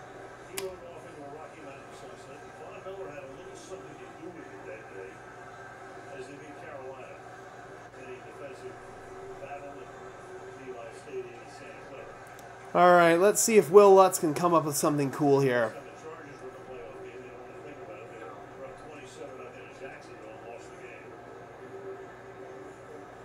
Just hope you can get a bounce, get a roll, something in your favor, and have a chance. Yep. And it does hop, and it recovers, and it's recovered by the Chargers. That's it. That is it. So, Chargers are going to win. Denver has 2 timeouts. They'll take them, but it's not going to matter. Chargers are going to win, and the Denver Broncos are going to fall to 9-6 on the year. The penalties were just too much for the Broncos to overcome. That one drive, man, that first drive for the Chargers out of halftime, it hurt you. And then obviously the the penalty right before halftime. That timeout that Jim Harbaugh called was the big difference maker. There is a little bit of a deficit, so Herbert tries to delay that as much as possible before he does drop to a knee. Sean Payton will call timeout. It's quite a feat what Jim Harbaugh has been able to do here in his first year. Think about some of the big names: Austin Eckler, Keenan Allen, Mike Williams, defense, Kenneth Murray. Yep, sucks, man. Vance Joseph does deserve some level of accountability here, but at the end of the day, this is on the Broncos for just not staying disciplined. Those penalties were ridiculous. That's literally what cost you this game, was those penalties. That's it. That missed throw from Bo Nix definitely hurt, but you would have never been in that position if it weren't for those stupid penalties.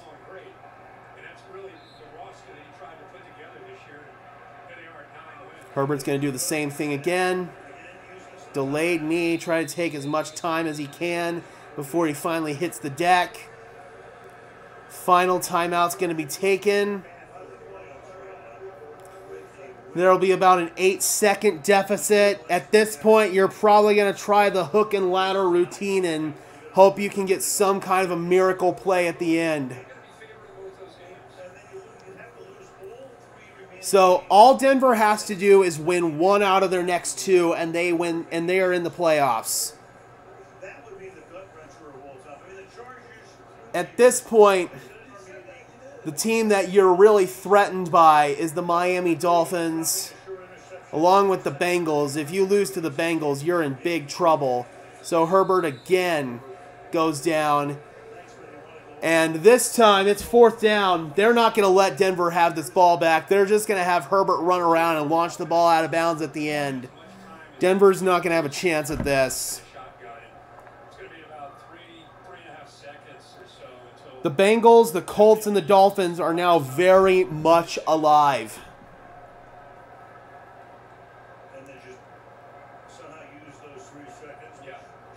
Especially the Bengals if they can get a win. So, at this point, you'll probably call a timeout with 4 seconds, 3 seconds. No, it's at 2 or 3 seconds. They'll take a delay of game. And then, yeah, they're just going to have Justin Herbert run around, launch it out of bounds, and that will end the game.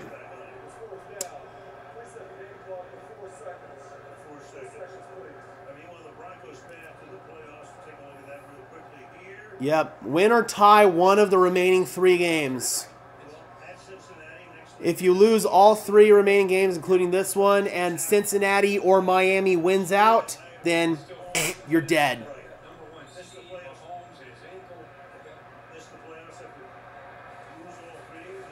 And there's the big launch from Herbert. Out of bounds, and that will end it.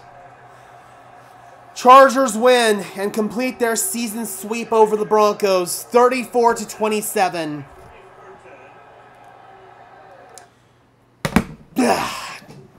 Dude, that sucked. From 21-10 to that. Unacceptable. We are now on to Cincinnati Broncos country, and we are also on to the post-game stream. Hopefully you guys can stay tuned for that. We will get started on that immediately now that my nerves have calmed down a little bit. Before we dip out of here, though, guys, if you could just do me a big favor and leave a like on this video as well as subscribe to the channel so these videos and streams appear in your notification feed, I would really appreciate it, guys. Those are both free and easy ways to show your support. Helps tell YouTube's algorithm to push us out, and it helps us get seen by more and more members of Broncos country just like you and me. And until next time, guys, I am your host.